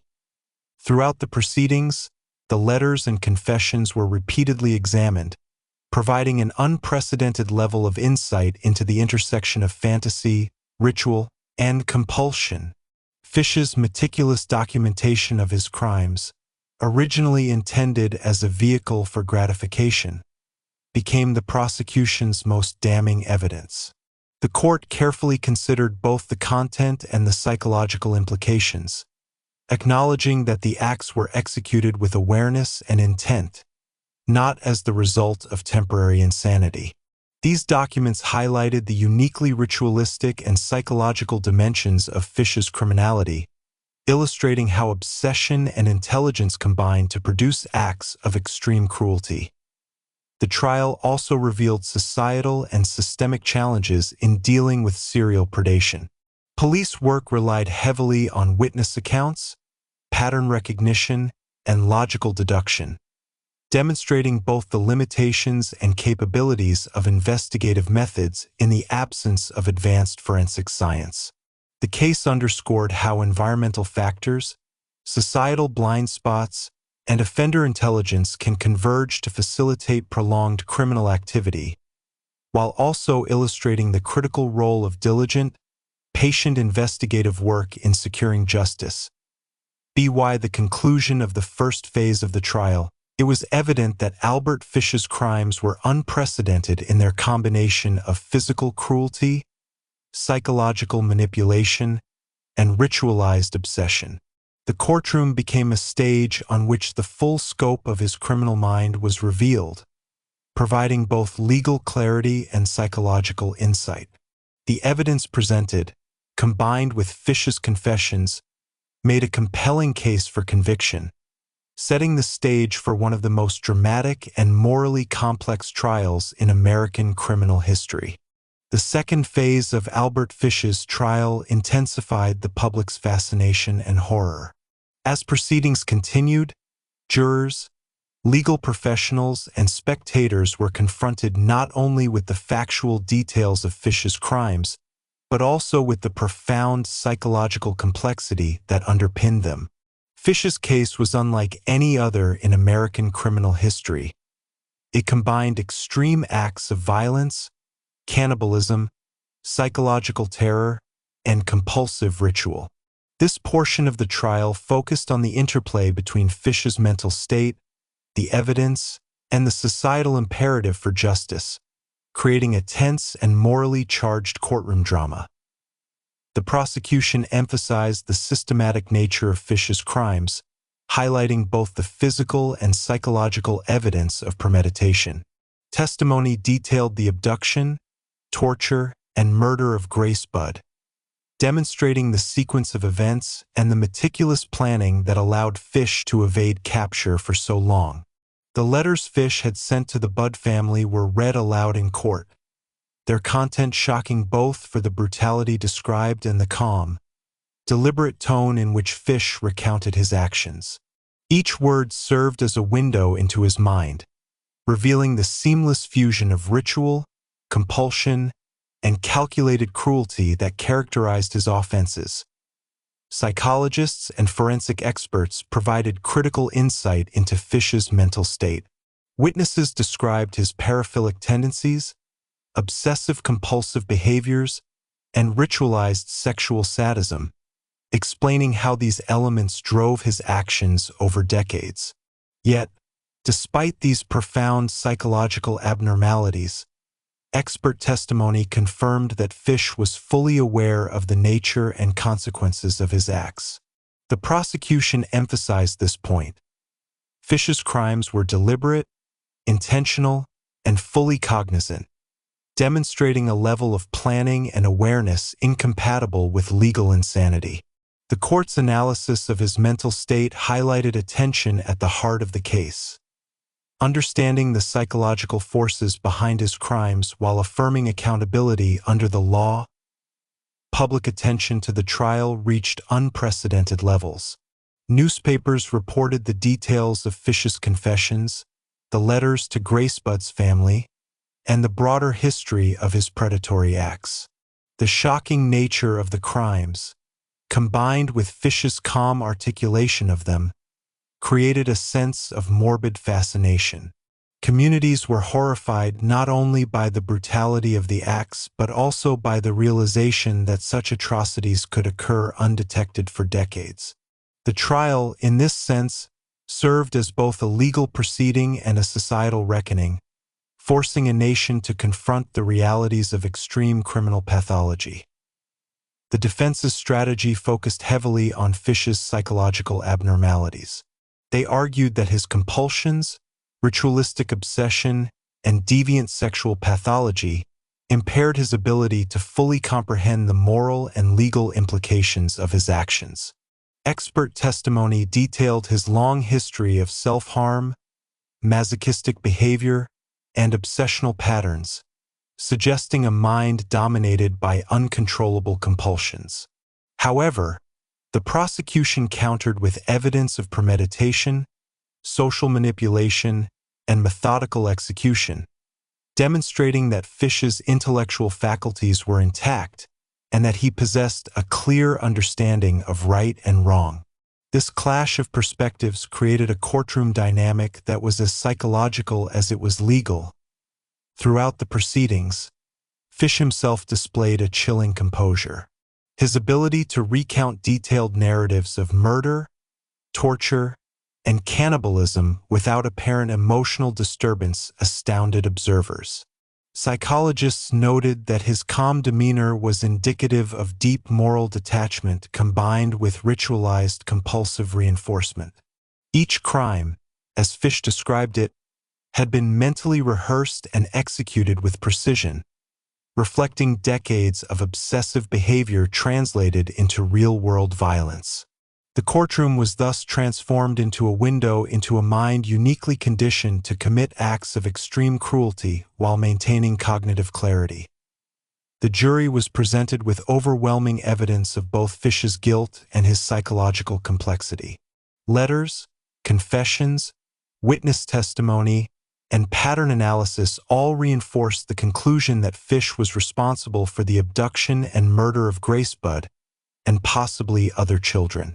The prosecution argued that despite his compulsions and psychological disorders, Fish was fully accountable for his actions. The defense, while acknowledging his abnormalities, failed to convince the court that these factors negated criminal responsibility. The tension between understanding and accountability became the central theme of deliberations. Societal reaction to the trial was equally intense. The case sparked widespread discussion about the nature of evil, criminal responsibility, and the limits of the legal system in addressing individuals with extreme psychological pathology. Newspapers, radio broadcasts, and public discourse focused on the extraordinary cruelty of Fish's crimes, the detailed confessions, and the broader implications for understanding criminal psychology. Communities were both horrified and fascinated, reflecting a deep human desire to comprehend how one individual could commit atrocities of such magnitude while evading detection for decades. The trial also underscored the evolution of forensic investigation and criminal psychology. Investigators relied on pattern recognition, witness testimony, and early psychological profiling to link Fish to multiple crimes.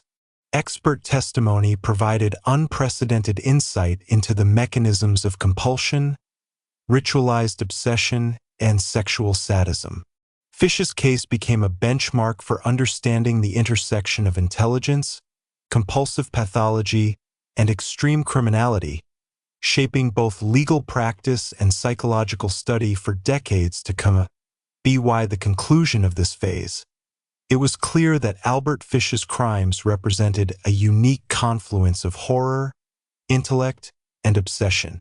The trial illuminated the full scope of his predatory behavior, his ritualized compulsions, and his moral detachment.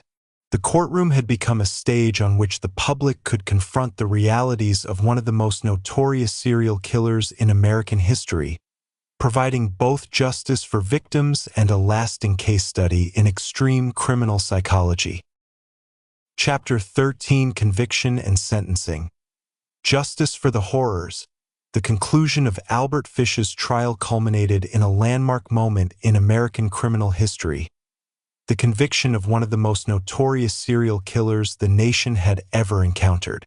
The court had weighed the overwhelming evidence, including Fish's own confessions, letters detailing unspeakable acts, and corroborating witness testimony, against his defense of mental incapacity.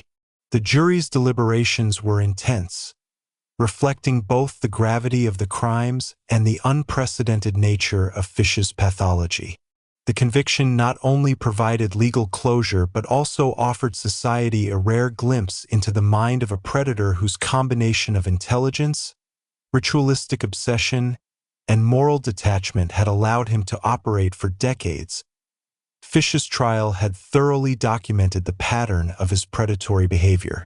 Investigators had meticulously traced his abductions, murders, and cannibalistic acts, connecting the dots across years of hidden atrocities.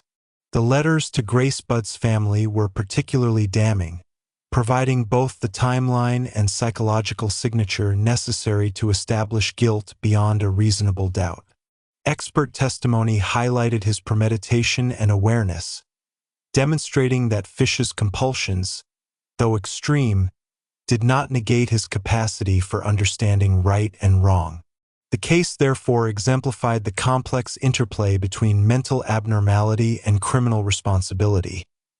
The sentencing phase of the trial presented the court with both legal and moral challenges.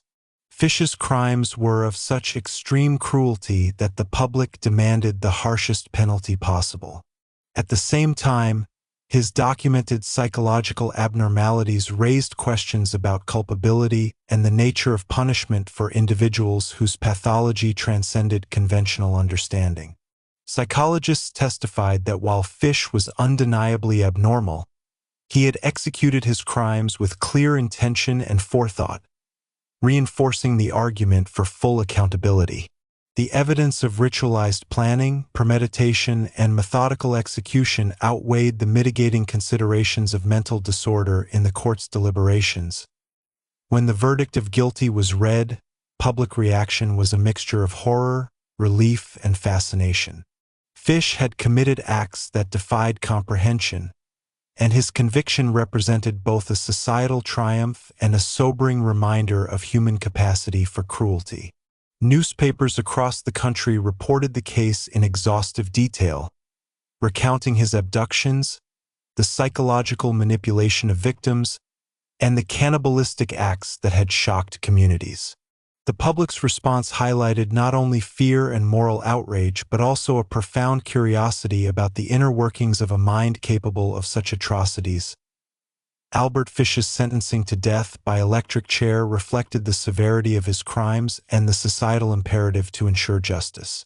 The court emphasized the deliberate, premeditated, and ritualized nature of his offenses, noting that his actions had caused irreparable harm to numerous families. The sentence was both punitive and preventative, intended to remove Fish permanently from society and to provide a measure of closure for victims' families. The legal decision underscored the justice system's recognition of the gravity of his crimes while also highlighting the challenge of adjudicating cases involving extreme psychological pathology. The conviction and sentencing of Fish also provided a case study for the emerging field of criminal psychology. Expert testimony during the trial had documented the intricate connections between obsession, ritual, sexual sadism, and moral detachment, offering a framework for understanding extreme predatory behavior. Law enforcement and psychological professionals observed how decades of rehearsed fantasy, compulsive reinforcement, and strategic intelligence converged to produce crimes of unprecedented cruelty. Fish's case thus became a foundational reference point for the study of serial killers, influencing investigative techniques, profiling methods, and legal considerations for decades. Fish's behavior during sentencing reflected the same unsettling composure he had exhibited throughout the trial. He did not display fear or remorse, instead presenting as a man detached from conventional moral and emotional frameworks. His calm acceptance of the verdict reinforced the notion that his pathology was not transient or situational but deeply ingrained. Observers noted that Fish's ability to articulate his actions without apparent emotional disturbance provided further evidence of the psychological mechanisms that had enabled his decades-long predation. The families affected by Fish's crimes experienced a complex mixture of relief, grief, and trauma. While the conviction provided formal justice, it could not undo the suffering inflicted upon victims or erase the psychological scars left on communities. Yet, the trial and sentencing offered an acknowledgement of the horrors they had endured, validating their experiences and affirming that the legal system recognized the magnitude of Fish's crimes. The case demonstrated both the limitations and the importance of justice in addressing acts of extreme cruelty. Albert Fish's conviction and sentencing marked the culmination of a decades-long arc of horror, obsession, and criminal ingenuity. The legal process had thoroughly documented his crimes, established his culpability, and imposed the ultimate penalty, reflecting society's demand for justice. At the same time, the trial and sentencing provided a detailed psychological portrait, revealing the mechanisms through which ritual, obsession, and intelligence had combined to produce acts of extraordinary cruelty. Fish's case thus stands as both a historical and psychological landmark, illustrating the terrifying potential of unchecked pathology and the enduring importance of investigative diligence.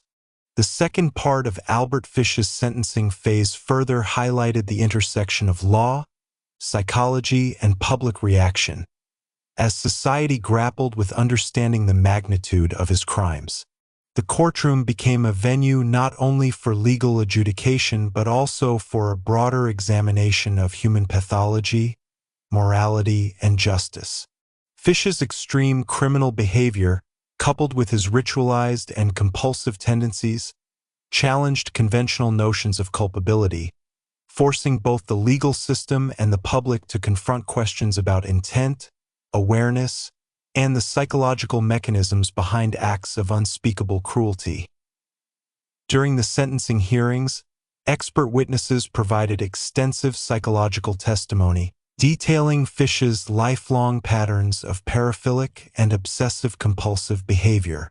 They described how he had combined self-inflicted masochism, ritualistic fantasy, and sexual sadism into a compulsive framework that ultimately drove his predatory actions. Although these experts acknowledged the profound abnormality of his mind, they consistently affirmed that Fish's intellect, planning, and awareness were intact. The court emphasized that his understanding of the consequences of his acts, coupled with the deliberate and methodical nature of his crimes, rendered him fully accountable under the law. The letters Fish had sent to the Budd family were read multiple times during sentencing, their grotesque specificity shocking both jurors and the public. These letters not only confirmed the sequence of abduction and murder, but also revealed Fish's ritualistic pleasure derived from psychological terror. Each passage demonstrated his compulsive need to recount, relive, and ritualize his crimes, illustrating how obsession and gratification were deeply intertwined. The prosecution used these letters to establish premeditation, highlighting that Fish's compulsions, while extreme, had not impaired his cognitive ability or moral judgment. Public reaction to the sentencing was intense and varied. Newspapers, radio, and emerging newsreels conveyed both horror and fascination, documenting every detail of Fish's crimes and the legal proceedings. Communities expressed relief that justice had been served, yet the gruesome nature of the acts, combined with Fish's unsettling composure, left many struggling to comprehend how such atrocities could be perpetrated by a single individual. The case ignited debates about the adequacy of legal punishment for extreme offenders and the role of psychological understanding in shaping criminal justice policy. During sentencing, Fish himself remained eerily composed. He made no attempts to plead for leniency, apologize, or display remorse. Observers noted his calm demeanor and matter-of-fact recounting of his actions, interpreting them as evidence of profound moral detachment and psychological conditioning.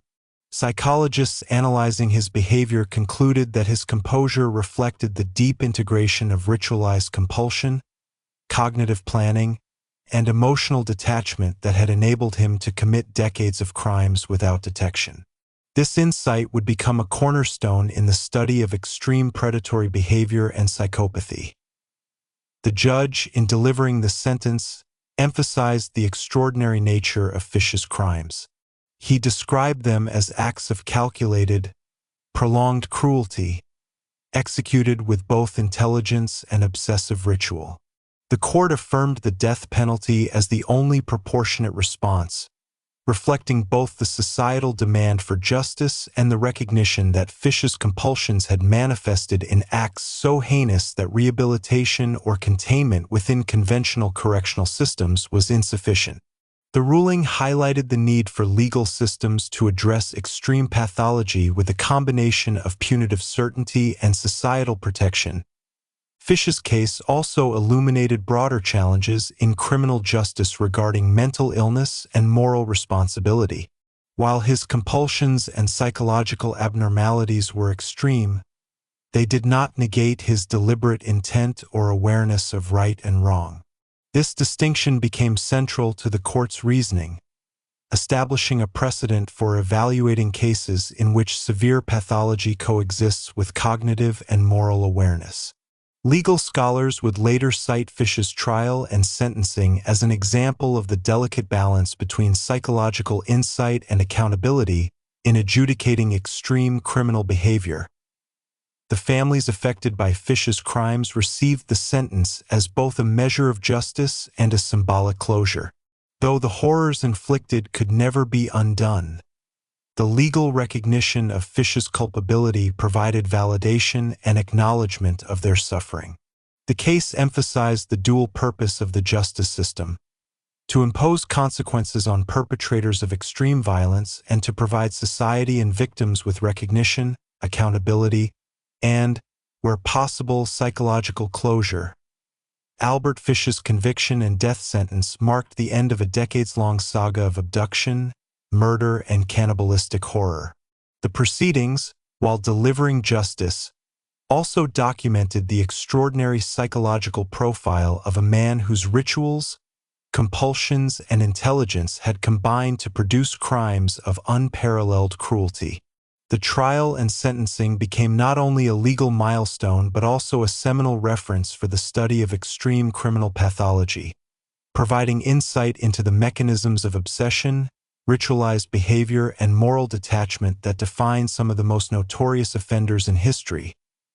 Through Fish's case, society witnessed the convergence of horror, intellect, and legal accountability, illustrating the profound challenges in addressing individuals whose pathology defies conventional understanding.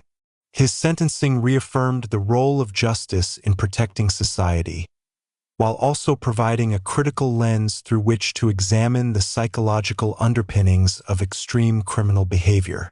Albert Fish's name would remain forever etched in American criminal history, a cautionary tale of obsession, ritual, and the human capacity for unimaginable cruelty. Chapter 14: Final Days on Death Row. Psychological State and Execution. Following his conviction and sentencing, Albert Fish was transferred to Sing Sing Correctional Facility, where he awaited execution. The final days of his life were a complex interplay of psychological introspection, ritualized behavior, and the looming reality of death. Fish's time on death row offered a rare and chilling insight into the mind of a man who had committed some of the most grotesque crimes in American history. Observers, psychologists, and prison officials alike were struck by the same combination of composure, detachment, and obsessive ritual that had defined his life, both before and during incarceration. From the moment of his arrival, Fish's behavior remained methodical and precise. Unlike many condemned individuals who displayed overt fear, anxiety, or despair, Fish exhibited calm deliberation, often engaging in small routines and rituals that reflected decades of obsessive-compulsive patterns. These rituals, which included personal hygiene, self-reflection, and repetitive behaviors, provided a psychological anchor, helping him navigate the uncertainty and inevitability of his impending execution. His prison routines mirrored the ritualized aspects of his criminal acts, underscoring the deep integration of compulsion and order in his life. Psychologists who observed Fish during this period noted a unique combination of detachment and anticipation. While fully aware of the consequences awaiting him, Fish displayed no overt panic. Instead, he seemed preoccupied with internal narratives, revisiting memories of his crimes, and mentally rehearsing sequences of events from his past. This obsessive reflection highlighted the extent to which Fish's life had been dominated by ritualized fantasy and compulsion. Even in the face of death, he remained ensnared in the internal structures that had guided his actions for decades. During his confinement, Fish received visits from legal representatives, clergy, and occasionally journalists seeking insight into his psychological state. These encounters revealed a man whose articulation of his past crimes remained disturbingly precise.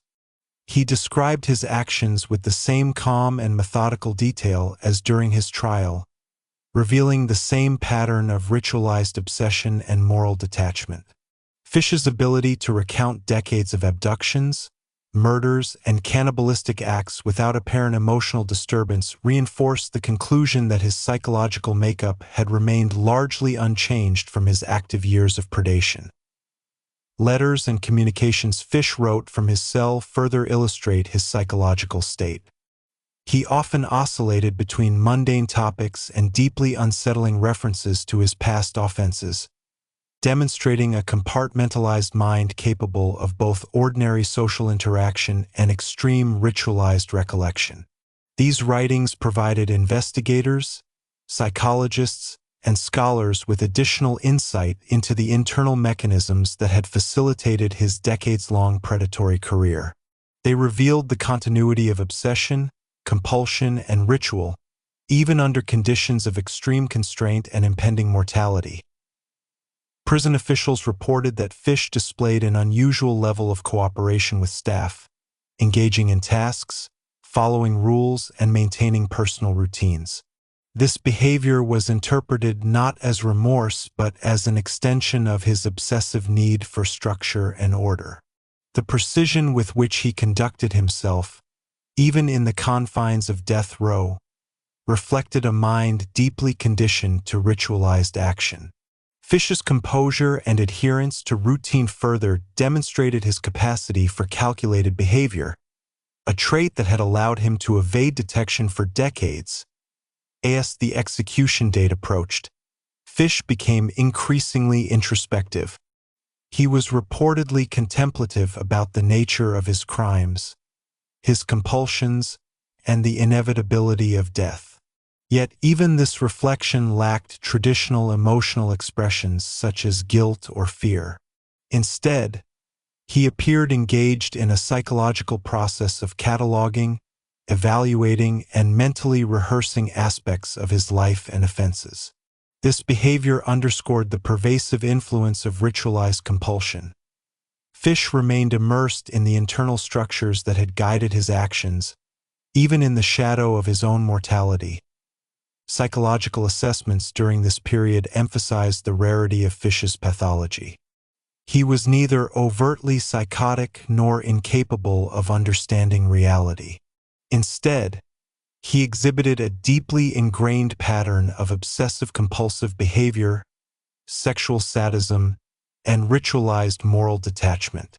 These assessments reinforced the conclusions reached during trial. Fish's actions were deliberate, methodical, and fully cognizant. His impending execution did not provoke conventional fear or remorse, but rather highlighted the enduring influence of the compulsions and rituals that had dominated his life. Fish's final interactions with clergy, prison officials, and select observers also provided insight into his moral and spiritual reasoning, or lack thereof. While he occasionally referenced religious or moral frameworks, these references were often abstract or self-serving, integrated into his compulsive narratives rather than reflective of genuine moral concern. His reflections on morality, sin, and punishment appeared filtered through the lens of ritualized obsession, further illustrating the psychological mechanisms that had enabled his crimes and sustained his detachment from conventional ethical constraints. The period leading up to Fish's execution thus serves as a chilling extension of his life's pathology. Even under conditions of extreme limitation and certainty, he remained governed by the same obsessive rituals, compulsions, and detachment that had facilitated decades of predation. His final days offer a unique window into the mind of a serial predator, a man whose intelligence, ritual, and moral detachment converged to create a life, and ultimately a death, defined by horror, obsession, and methodical calculation. As Albert Fish approached the final hours of his life, the psychological intricacies that had characterized his existence became increasingly apparent. His comportment during this period was a reflection of a lifetime defined by ritual, compulsion, and detachment. Fish's final days were marked by a mixture of calm anticipation and obsessive mental rehearsal, revealing the full extent of the patterns that had governed his predatory behavior. Prison officials, psychologists, and observers noted that even in the face of imminent death, Fish remained a figure of chilling composure, demonstrating a continuity of behavior that had been evident throughout his criminal career. Throughout his final days, Fish engaged in repetitive routines that mirrored the ritualized behaviors observed in his crimes. Personal hygiene, organization of his belongings, and deliberate pacing through the cell were performed with meticulous attention to detail. Each action was a reflection of his compulsive nature, a structured framework within which he maintained psychological equilibrium. These behaviors were not mere coping mechanisms but extensions of the obsessive rituals that had characterized his life, providing continuity and control even in the context of inevitable execution. Fish's interactions with prison staff were notable for their calculated civility. He adhered strictly to regulations, followed instructions precisely, and engaged in conversations with calm deliberation. Unlike many condemned individuals who might exhibit panic or resistance, Fish's behavior remained consistent with the calculated, methodical persona observed during his criminal career. This outward composure belied the psychological intensity of his internal experience, dominated by reflection on past offenses, ritualized mental rehearsal, and anticipation of the ultimate culmination of his life sentence. Psychological observers noted the persistence of Fish's obsessive-compulsive and ritualized tendencies even as he faced execution. He mentally revisited sequences of past crimes, cataloging events, and revisiting both fantasies and enacted behaviors. This repetitive cognitive engagement was not accompanied by guilt or traditional emotional responses. Rather, it reflected a deeply ingrained compulsive structure that provided internal consistency and gratification. The patterns of obsession, ritual, and detachment that had allowed him to evade detection for decades persisted to the end, demonstrating the robustness of his pathological conditioning. During this period, Fish also reflected on moral, spiritual, and religious frameworks, although these reflections were filtered through his obsessive and ritualized cognitive lens. References to sin, punishment, and divine judgment were often abstract or intellectualized rather than indicative of remorse. Fish's understanding of morality appeared instrumental, serving as part of a framework through which he could rationalize or conceptualize his actions. This further reinforced the conclusion that his criminal behavior was not the result of transient madness but a deeply integrated system of ritualized compulsion, fantasy, and detachment from conventional moral constraints. As execution day approached, Fish exhibited calm acceptance. He reportedly slept, ate, and maintained routines in a manner consistent with previous days, demonstrating a striking psychological equilibrium. Observers interpreted this as both a testament to his internal discipline and a chilling example of detachment from the reality of mortality. Fish's ability to navigate his final hours without overt fear or panic reflected a lifetime of compulsive control and ritualized cognition, highlighting the consistency of his psychological profile even under extreme existential stress. On the day of execution, Fish's behavior remained consistent with his established patterns. He approached the process with composure, walking to the electric chair without resistance or agitation. Witnesses described him as calm and methodical, in stark contrast to the terror and chaos often associated with capital punishment. The culmination of his life in this controlled and ritualized manner reflected the same psychological mechanisms that had enabled him to conduct acts of extreme cruelty over decades: detachment, ritualized action, and meticulous mental rehearsal. The execution itself was swift, and Fish's passing marked the conclusion of a life defined by obsession, cruelty, and intelligence applied toward unimaginable ends. While the legal system had ensured justice, the psychological insights derived from his final days provided a lasting contribution to the understanding of extreme predatory behavior. Fish's consistent behavior under the pressures of death confirmed the durability of his pathological traits, offering a rare and detailed case study in how obsession, ritual, and moral detachment can persist across a lifetime and even in the face of mortality. Albert Fish's final days on death row thus serve as both a historical record and a psychological case study. They illustrate the continuity of obsessive-compulsive and ritualized behavior, the enduring detachment from conventional morality, and the capacity for calculated, deliberate cognition in extreme circumstances.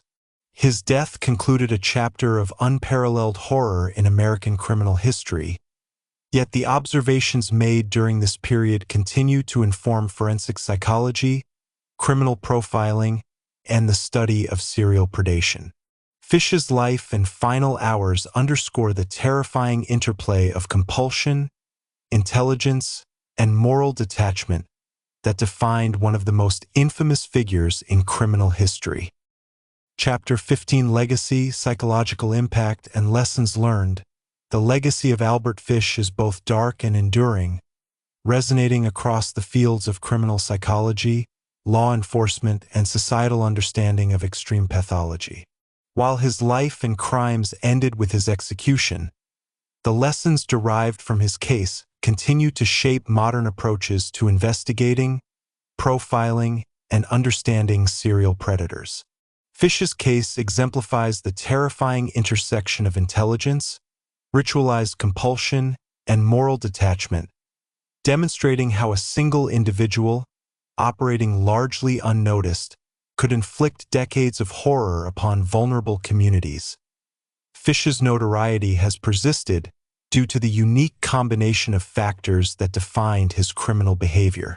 Unlike impulsive offenders or those driven by situational motives, Fish's actions were the product of decades of obsessive ritual, deliberate planning, and compulsive reinforcement. His crimes were methodical and meticulously rehearsed, reflecting a mind capable of integrating fantasy, ritual, and real-world predation with frightening precision. This level of organization and obsession distinguishes Fish from many other historical serial killers, making his case a focal point for studies in extreme predatory behavior. One of the most significant contributions of Fish's case to modern criminal psychology is the understanding of compulsive sexual sadism and ritualized criminal behavior.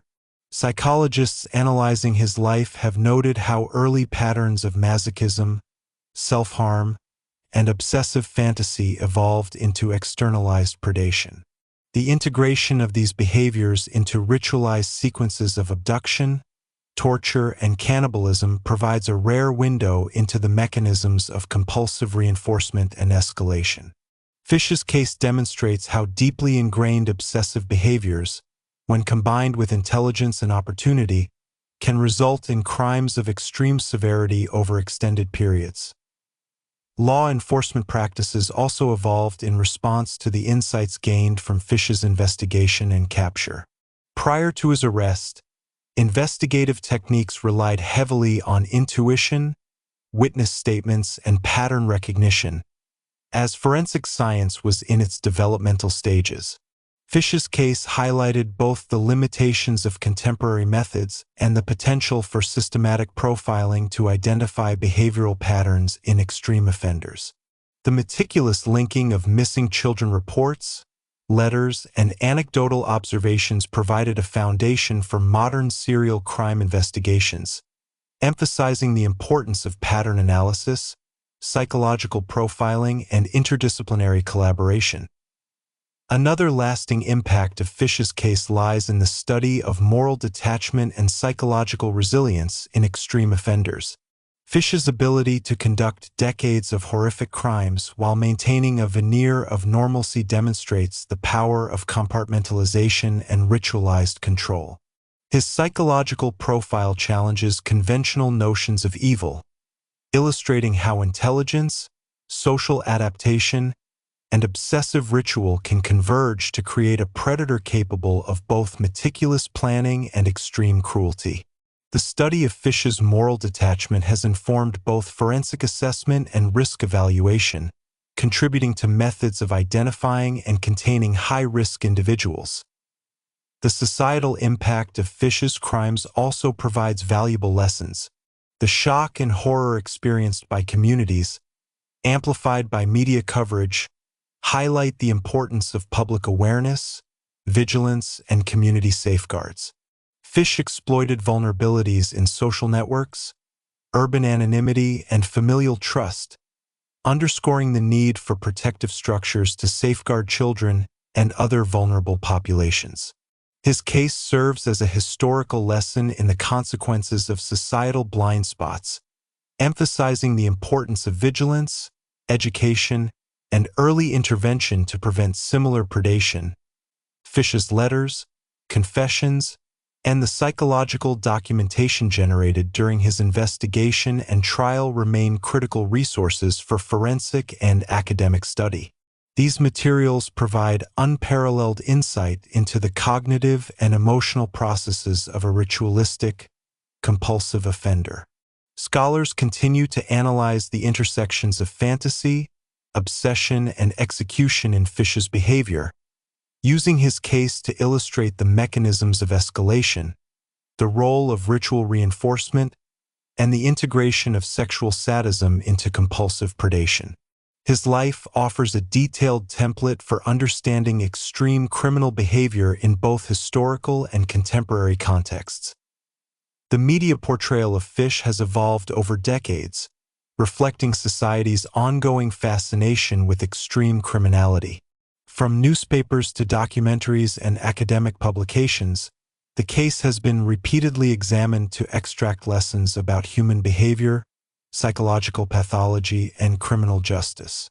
While sensationalism has occasionally distorted public understanding, careful study of Fish's life and crimes provides enduring insights into the psychological architecture of serial predation and the societal factors that enable or hinder its detection. In addition to forensic and psychological lessons, Fish's case has contributed to ethical discussions regarding punishment, mental illness, and criminal responsibility.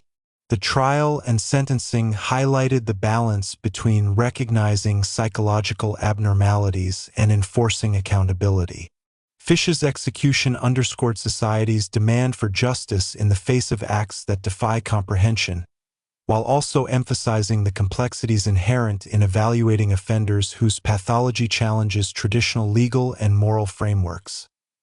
Albert Fish's legacy is therefore multifaceted. He is remembered as a historical figure of horror, a subject of psychological and forensic study, and a case that informs modern practices in law enforcement, profiling, and criminal justice. His life illustrates the catastrophic potential of obsessive ritual, moral detachment, and unaddressed compulsion, while simultaneously providing a roadmap for understanding, predicting, and mitigating extreme criminal behavior. In examining Fish's case, society gains insight not only into the darkest aspects of human behavior, but also into the mechanisms through which such behavior can be detected, understood, and ultimately curtailed. The concluding part of Albert Fish's story examines the enduring impact of his life and crimes on psychology, law enforcement, and society at large. His case remains one of the most detailed and studied examples of extreme predatory behavior, offering insight into the mechanisms of ritualized obsession, compulsive sadism, and moral detachment. Even decades after his death, Fish's life serves as both a cautionary tale and a foundational case study in understanding serial predation at its most severe. Albert Fish's crimes have had a profound influence on the development of criminal profiling. By analyzing his patterns of behavior, investigators and psychologists were able to document the interplay between fantasy, obsession, and action. Fish meticulously planned and executed his offenses, maintaining a routine of predation and ritual that provided a consistent psychological signature. His compulsion to communicate through letters, combined with his methodical approach, created a unique behavioral footprint.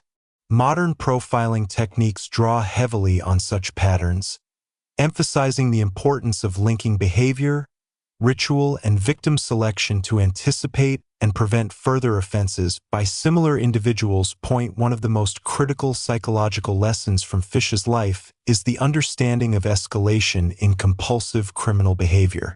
Early acts of self-harm and masochistic fantasy gradually evolved into externalized predation, demonstrating how unchecked compulsions can escalate over decades.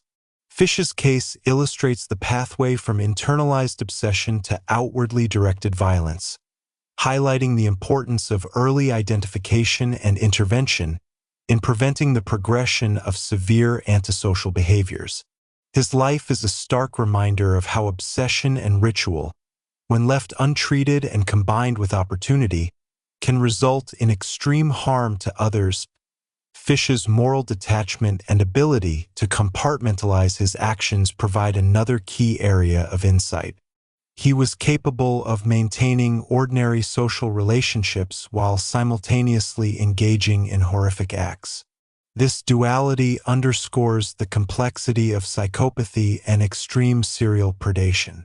His case has informed both clinical and forensic approaches to understanding moral disengagement, demonstrating how cognitive and emotional compartmentalization can enable individuals to commit sustained acts of cruelty without traditional feelings of guilt or empathy. Understanding this mechanism is vital for risk assessment, early intervention, and the development of protective measures for vulnerable populations. The societal impact of Fish's crimes also continues to resonate. His ability to exploit trust, anonymity, and social vulnerability highlights enduring lessons for child protection and community safety. The case illustrates the critical importance of vigilance, community awareness, and proactive safeguarding measures. While Fish operated in a historical context with fewer social safeguards, the principles derived from his case remain relevant today, informing practices in law enforcement, child welfare, and public education. Communities now recognize the importance of early reporting, careful supervision, and awareness of behavioral red flags as essential tools in preventing similar predatory behavior. Albert Fish's letters, confessions, and documented psychological evaluations remain central to the study of criminal pathology. They provide a rare, first-person perspective on the mind of a compulsive predator, allowing for detailed analysis of the relationship between fantasy, ritual, and violent action. Scholars and forensic psychologists continue to study these documents to understand the cognitive and emotional processes that enable extreme criminal behavior, contributing to the development of strategies for profiling, intervention, and risk mitigation. Fish's meticulous documentation offers insight into how obsession and compulsion can manifest in meticulously planned, repetitive, and ritualized criminal acts. The case also sparked critical discussions about the intersection of mental illness, morality, and criminal responsibility. Fish's trial highlighted the challenge of evaluating an individual with profound psychological abnormalities while ensuring accountability. Expert testimony demonstrated that, despite his compulsions and paraphilic disorders, Fish was aware of the consequences of his actions and capable of deliberate decision-making. This distinction reinforced legal principles regarding the assessment of criminal intent, providing a precedent for handling cases where extreme psychological pathology is present alongside calculated criminality. Media representations of Fish's life and crimes have contributed to both public understanding and sensationalism. Documentaries, books, and academic analyses have explored the psychological, legal, and social dimensions of his predation. While some portrayals exaggerate or sensationalize certain aspects, the enduring focus on his rituals, compulsions, and psychological detachment continues to provide valuable insight into extreme criminal behavior. Fish's case has become emblematic of the study of serial killers, offering a template for examining the convergence of pathology, opportunity, and intelligence in producing sustained predation. Ultimately, Albert Fish's legacy is multifaceted. He represents the dark potential of unaddressed obsession and moral detachment, the challenges inherent in understanding extreme criminality, and the importance of meticulous investigative work in securing justice. His life and crimes continue to inform criminal psychology, law enforcement strategies, forensic assessment, and societal approaches to protecting vulnerable populations. Fish's case serves as a cautionary tale, reminding society of the catastrophic consequences that can arise when intelligence, ritualized obsession, and moral disengagement intersect in a single individual. Reflecting on Albert Fish, we are confronted not only with the horrors he inflicted but also with the broader implications for understanding human behavior, criminal psychology, and societal responsibility. His life illustrates how extreme pathology can manifest over decades, emphasizing the need for vigilance, early intervention, and the development of effective methods for identifying and mitigating risk. Fish's case remains a cornerstone of study in forensic psychology, providing enduring lessons on the mechanisms of obsession, ritual, and moral detachment that define some of history's most notorious serial offenders.